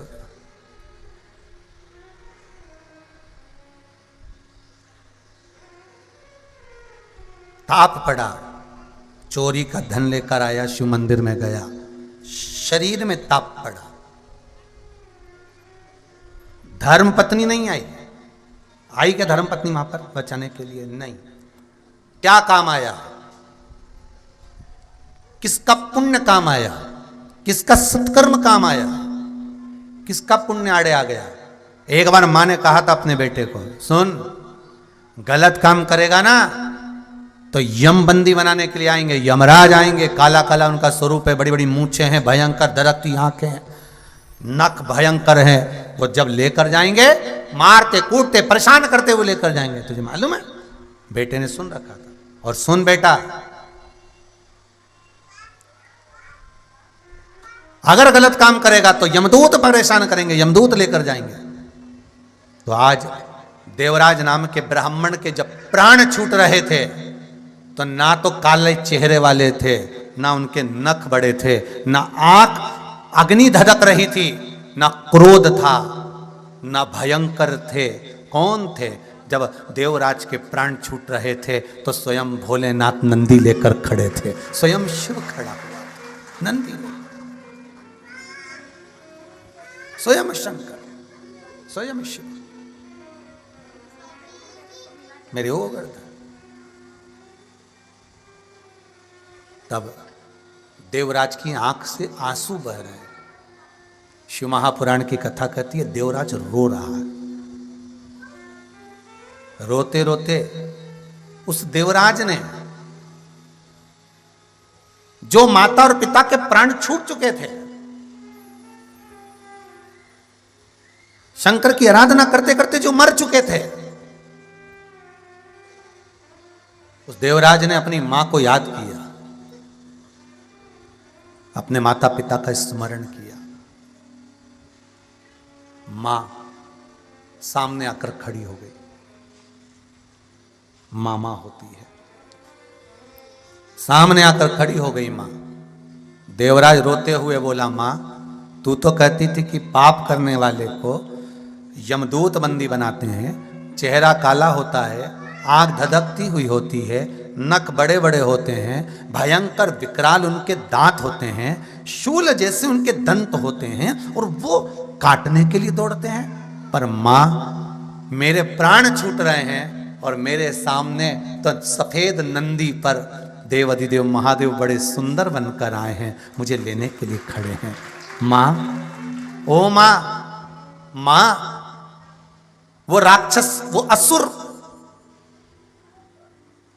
वो यमदूत कहां चले गए और ये सुंदर देवता यहां खड़े हैं। मां, तू तो कहती थी कि गलत काम करने वाले को असुर पकड़ कर ले जाते हैं, स्वयं यमदूत पकड़ कर ले जाते हैं। फिर मां, ये देवता क्यों आए हैं? तब मां ने एक शब्द कहा, चित्रगुप्त महाराज बताएंगे। चित्रगुप्त महाराज के सामने मां भी खड़ी है, देवराज ब्राह्मण भी खड़ा है, जो चोरी का धन लेकर जा रहा था और प्राण छूट रहा था। चित्रगुप्त महाराज से एक मां ने प्रार्थना करी कि आप बताओ मेरे बेटे को कि ये गलत काम करता रहा, मदिरा का व्यापार करता रहा, मांसाहार, मदिरा, पान सब गलत काम करता रहा, चोरी आदि कादि गलत काम करता रहा, उसके बाद भी इसको देवलोक क्यों मिल रहा है? चित्रगुप्त महाराज बताइए। तब चित्रगुप्त महाराज ने कहा, देवराज, ये ना तो तुम्हारी पत्नी का पुण्य है, ना तुम्हारा पुण्य है। पुण्य तो केवल तुम्हारी माता का है, जो एक लोटा पानी चढ़ाती थी, वो पुण्य सामने आ गया, वो पुण्य सम्मुख आ गया, वो पुण्य सामने आ गया। मेरी माताओं से मेरा निवेदन है, आपका एक लोटा पानी कभी खाली नहीं जाएगा, कभी एक बेलपत्र शिव जी को चढ़ाया हुआ खाली नहीं जाएगा, कभी शंकर को चढ़ाया हुआ एक फूल की पंखड़ी खाली नहीं जाएगी। शिव महापुराण की कथा आप जितने लोग आस्था चैनल पर सुन रहे हो, फेसबुक, यूट्यूब पर, मोबाइल पर सुन रहे हो, भले मोबाइल का डाटा खत्म हो जाए, पर एक बात याद रखना, उसका डाटा कभी खत्म नहीं होगा तेरे ऊपर से, ये पक्का। ये पुण्य प्रबल है। पहले भी कथा में कहा, आप जितने भी भजन करते हो, दान करते हो, पुण्य करते हो, सत्कर्म करते हो, नाम जाप करते हो, तुम जितना व्रत करते हो, सारा व्रत, दान, पुण्य, संकीर्तन समाप्त हो जाएगा तुम्हारे मरते समय तक, हो सकता है। पर शिव की महापुराण की कथा अगर आपने भले टीवी पर सुनी हो, चाहे मोबाइल पर सुनी हो, चाहे बैठ कर सुनी हो, उसका पुण्य कभी समाप्त नहीं होता, वो बढ़ते चले जाता है, वो पुण्य कभी समाप्त नहीं होता। उसकी पुण्यता कभी क्षीण नहीं होती। तुम्हारे मरने पर परिवार के लोग तो मोतीचूर का लड्डू खाएंगे, तुम्हारे मरने के बाद परिवार के लोग तो नुक्ति जड़ेंगे, खूब चरेंगे, कम नहीं। अच्छा, मरने के बाद संतों ने कहा था भक्ति झड़ना, क्या करना? भक्ति करना। किसी ने सुना नुक्ति करना। तो लोगों ने मरने के बाद भक्ति तो नहीं करी, नुक्ति जरूर करी है। मरने के बाद क्या बनाई? अरे बोलो तो जम के, नुक्ति ने सेव ने पूड़ी ने रायता और इसके बाद में आलू और मटर की सब्जी। पर तुम्हारे मुंडा में पानी काहे को आ रहा है? अब कहा था कि मरने के बाद भक्ति करना, तो कहीं की ने मशीन थोड़ी बाहर रह गई थी वो कान की, तो इनने कहा नुक्ति करना। तो वो भक्ति तो नहीं करी, वो नुक्ति कर दी। और एक कुंटल, 1.5 कुंटल ने 2-2 कुंटल की ने हमारा पूरा गांव जिमने आएगा, ने दादाजी मर गया। तो दादाजी मर गए तो नुक्ति तो करना पड़ेगी। तो कहा था भक्ति करना, तो 2 कुंटल की नुक्ति करते, उन्हें पूरा गांव की नुक्ति खिलाई। ने एक ने भी भक्ति नहीं करी, ने राम नाम नहीं गाया, न कृष्ण नाम गाया, न शिव नाम गाया, न भगवान का भजन करा। और सब ने सुबह उठते से ही, आज तो घर में रोटी मोटी नहीं बनी क्योंकि गांव में दादाजी निपट गए, सब लोटा ले लेने जो पहुंचे ने सब यहां से वहां तक खूब नुक्ति झड़ी दिया, खा। और पूछते भी जा रहा है कितना कुंटल की बनवाई? 2 कुंटल की। 2 कुंटल की? हाँ, तो इतनी हो जाएगी? तो क्या, हाँ पंडित जी बोले थे कि नुक्ति करना। अभी पंडित जी तो बेचारा बोला था भक्ति करना, इन्हें थोड़ी ना बोला कि नुक्ति करना।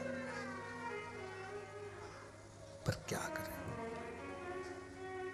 तुम नीचे, तुम्हारे मरने पर लोग नुक्ति खाएंगे।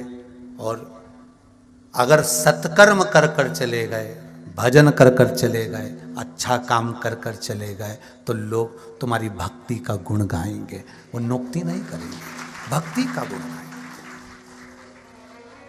मत बुरे कर्म कर बंदे वरना पछताएगा, भगवान की आंखों से तू बच नहीं पाएगा, तू बच नहीं पाएगा। अरे ओ अज्ञानी मत करना दानी, भले बुरे का फल तो खुद ही पाएगा, जैसा किया तूने वैसा ही पाएगा, कोई दूसरा नहीं आएगा। अब मौका मिला है तुझको, ये बड़ी मुश्किल से मिलता है। अब मौका मिला है तुझको, राम गुण भी गाएगा, तेरे कर्म का फल भी तू ही पाएगा, वो तू ही पाएगा। हमारे कर्म का हमें भोगना है। इसलिए शायद कबीरदास जी ने लिखा कि गुरु की करनी गुरु भरेगा और चेला की करनी चेला, उड़ जाएगा हंस अकेला। तू अपने कर्म का फल। पर देवराज की माता सामने खड़ी होकर कहती है, चित्रगुप्त महाराज बताओ कि बेटे को अंतिम समय में बता दो कि ये पुण्य कौन सा है। तब कहा चित्रगुप्त महाराज ने, ये ना तुम्हारा पुण्य है ना तुम्हारी पत्नी का पुण्य है, क्योंकि पत्नी तो डेकोरेशन में लगी रही थी, उससे पुण्य नहीं हो पाया। और देवराज तेरा भी पुण्य नहीं है, क्योंकि तू चोरी में परिवार के भरण पोषण में लगा रहा।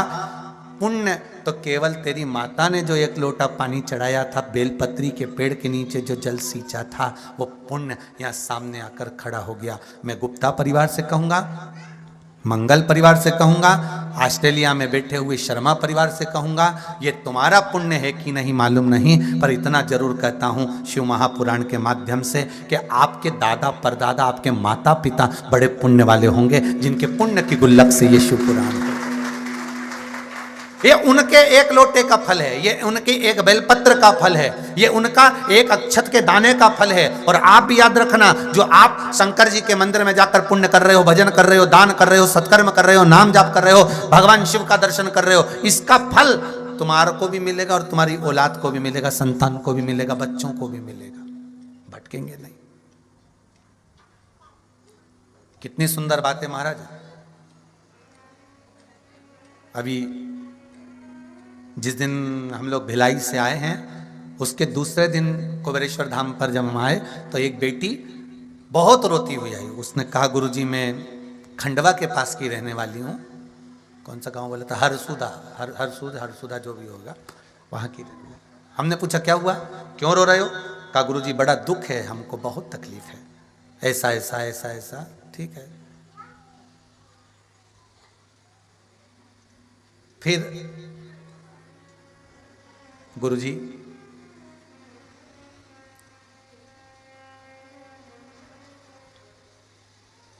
इतना दुख है हमारे जीवन में। हमने कहा जी शिव महापुराण की कथा कहती है कि नेत्र पर जैसा चश्मा लगाओगे सामने वाला व्यक्ति वैसा दिखता है। हम दूसरे को सुधारने की बात नहीं करते, पर जी इतना जरूर कहते हैं कि अपने आप को सुधार लो। कोई कुछ बोल रहा है, थोड़ी देर मौन हो जाओ, थोड़ी देर, थोड़ी शांति अपने भीतर रखो, अपने भीतर रखो। गुरुजी क्या करना पड़ेगा? कोई शिवजी के कोई उपाय है क्या जो घर के लोग शांत रहे, मेरे को अपशब्द ना कहे, मेरे को ताने ना दे, मेरे को गाली ना दे? हमने कहा शिव पूजन में बहुत सारे उपाय हैं, मना नहीं है, शंकर के भजन करो, स्मरण करो, पर एक निवेदन है, वो भजन आपको अपने हृदय से करना पड़ेगा। शिव मंदिर में जाकर मौन होकर बैठने से अच्छा है अपने घर में अपन को मौन होकर बैठना पड़ेगा। उसका क्या फल मिलेगा वो आपको ही प्राप्त होगा। दूसरी बार वो बेटी आकर कहती है, गुरुदेव जिस दिन से मैंने चुप रहना चालू कर दिया उस दिन से सब बोलते हैं पर मैं चुप रहती हूँ, खून का घूंट पी जाती हूँ गुस्से में रहकर भी, परंतु शांत रहती हूँ। पर ये तो है कि गुरुजी अब लोगों ने धीरे धीरे बोलना सबने अब मेरे से बंद कर दिया, शांति से रहने लगे, अब प्रेम से मेरा व्यवहार करने लगे। बहुत है, हम सुधरेंगे, युग सुधरेगा। हम दुनिया को सुधारने चले, पर पहले अपने आप को तो सुधारने के हम कैसे हैं साहब, अपने को सुधारना पड़ेगा। अरे गुरुजी पड़ोसन ने कचरा पटक दिया, तुमने उससे झगड़ा कर लिया, तो पहले कचरा किसने पटका होगा? अंदाजा लगा कर देखिए, जम के बोलिए जरा। अरे बोलो तो जम के, पहले अपन ने पटका, तब तो उसकी हिम्मत हुई पटकने की। हम अपने को तो सुधार ही नहीं पाए साहब, हम जगत को सुधार रहे हैं।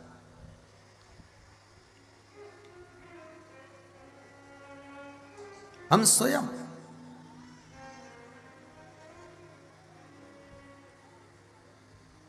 महाराज चित्रगुप्त महाराज ने कहा देवराज से, सुनो देवराज, बहुत सावधानी से सुनना देवराज। और देवराज के लिए चित्रगुप्त महाराज जो बोले हैं वो आप लोग भी जरा ध्यान से सुन लेना महाराज। मानसरोवर शिव महापुराण की कथा चल रही है। मानसरोवर साधारण नहीं था, ब्रह्मा जी के हृदय से उत्पन्न हुआ था। मन का सरोवर है मानसरोवर। भारत की भूमि के जितने कुंड हैं, बावड़ी हैं, तालाब हैं, शंकर के मंदिर के पास में जितने कुंड बावड़ी तालाब हैं, ये कोई साधारण नहीं है। ये शिव जी के मन से प्रकट हुए, शंकर के मन से प्रकटे।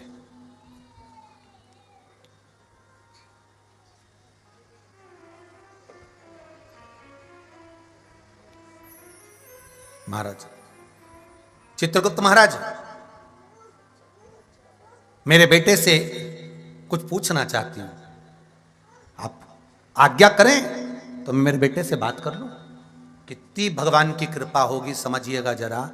मरने के बाद मां पहले मर चुकी है सालों बीत गए हैं, उसके बाद बेटा का प्राण छूट गया और बेटा और मां का मिलन हो रहा है, बात हो रही है, चित्त हो रही है, ये कौन करवा सकता है? किसकी सामर्थ्यता है? किसकी सामर्थ्यता?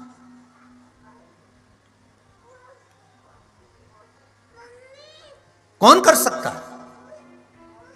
महाराज,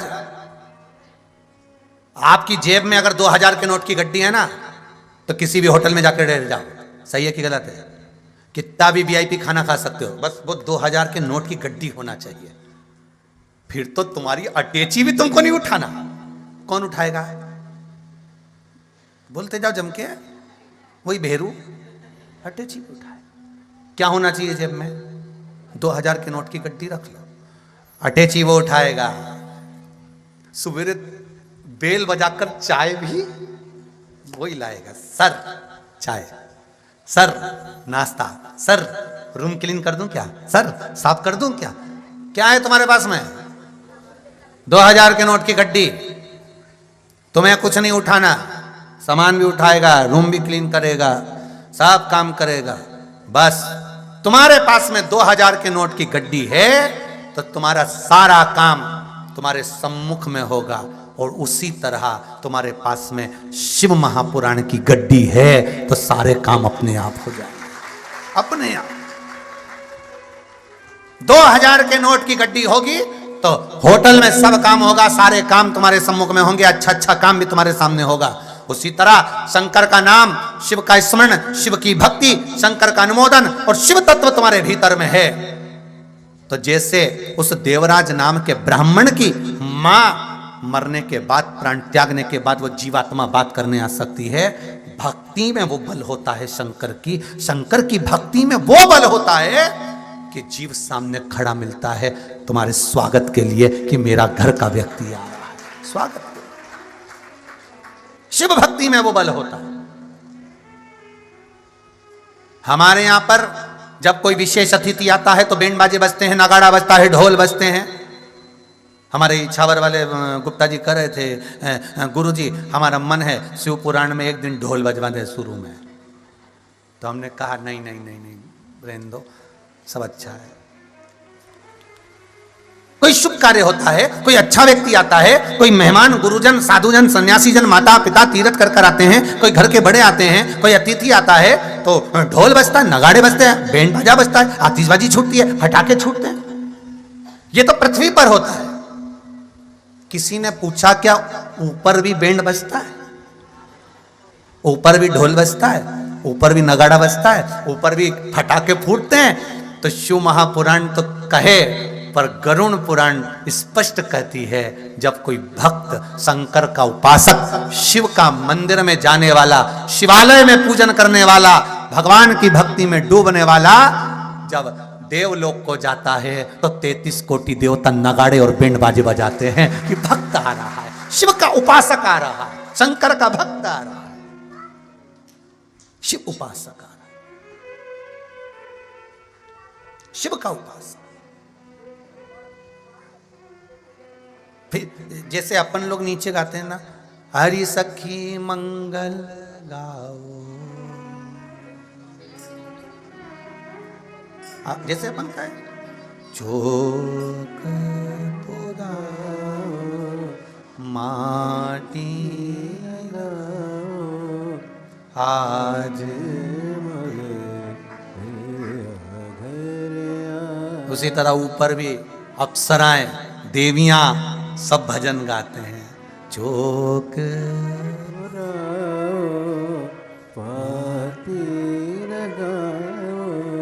मृत्यु लोक से एक भक्त, भजन करने वाले साधक। अरे मीराबाई के जब प्राण छूटे, मीराबाई ने भगवान द्वारकानाथ से कहा, द्वारकाधीश, भगवान द्वारकाधीश ने कहा, मीरा मालूम है 33 कोटि देवता तेरे स्वागत के लिए खड़े हैं, ब्रह्मांड में नगाड़े बज रहे हैं, क्योंकि मीरा जैसी भक्त आ रही है, मीरा जैसी भक्त आ रही है, पूरे पूरे ब्रह्मांड में नगाड़े बज रहे हैं, आतिशबाजियां छूट रही है, मीरा तैयारी कर जाने के लिए। मीराबाई बोलने लगी, मेरे को वैकुंठ नहीं जाना, मेरे को स्वर्ग नहीं जाना, मैं नगाड़े बजते रहे। कभी कभी ऐसा होता है किसी मंत्री जी को अपने घर बुलाओ, मामा जी के यहाँ पहुंच जाता है। कभी कभी ऐसा होता है। मुझे नहीं जाना, नगाड़े ऊपर बज रहे थे, बैंड ऊपर बज रहे थे, आतिशबाजी ऊपर हो रही थी, और मीराबाई ने कहा मुझे नहीं जाना। तो कहां जाना है? मीरा कहती है सारे साधु सन्यासी तपस्वी साधक उपासक संत महात्मा मरने के बाद जाएंगे तो बैकुंठी, पर मुझे बैकुंठ नहीं जाना, मुझे तो तुझ में समाना है। और द्वारकाधीश ने कहा मीरा मेरी मूर्ति से लिपट जा, और मीराबाई के लिए पट खुला, मीरा मूर्ति से लिपट गई और द्वारकाधीश में मीरा समा गई। अगर प्राण छूटते मीराबाई के तो समाधि बनती, मीराबाई के प्राण छूटते तो अंतिम संस्कार होता, मीराबाई के प्राण छूटते तो कहीं समाधि बनती, कहीं अंतिम संस्कार होता। मीराबाई के प्राण छोड़ने की कोई तिथि होती, पर मीराबाई के प्राण ही नहीं छूटे। सारे मीराबाई तो प्राण सास शरीर जैसी थी, यही मानव की देह, यही चमड़ी, यही शरीर, और मीराबाई द्वारकाधीश में समा गई। सोचो वो पाषाण की मूर्ति, पत्थर की मूर्ति में मीरा अंदर प्रवेश कर,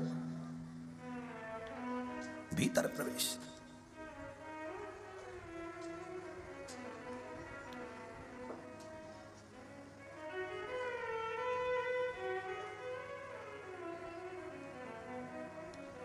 वो प्रवेश कर जाती है, उसका सुख, उसका आनंद, उसकी आनंदता। देवराज ब्राह्मण के माता बात कर रही है, ये देवराज नाम के ब्राह्मण का पुण्य फल था महाराज। समय आया, आगे प्रसंग में आता है चंचूला देवी और बिंदुक का चरित्र, जिसमें शिव और पार्वती ने सुंदर ईश्वर जी और गोरा जी बनकर शिव महापुराण की कथा को श्रवण करा। गणा और गौर बनकर श्रवण करते। ऐसा पावन आज भगवान शंकर ईश्वर जी और गोरा जी पधार रहे हैं। जोरदार ताली बजाकर ईश्वर जी और गोरा जी का स्वागत करें।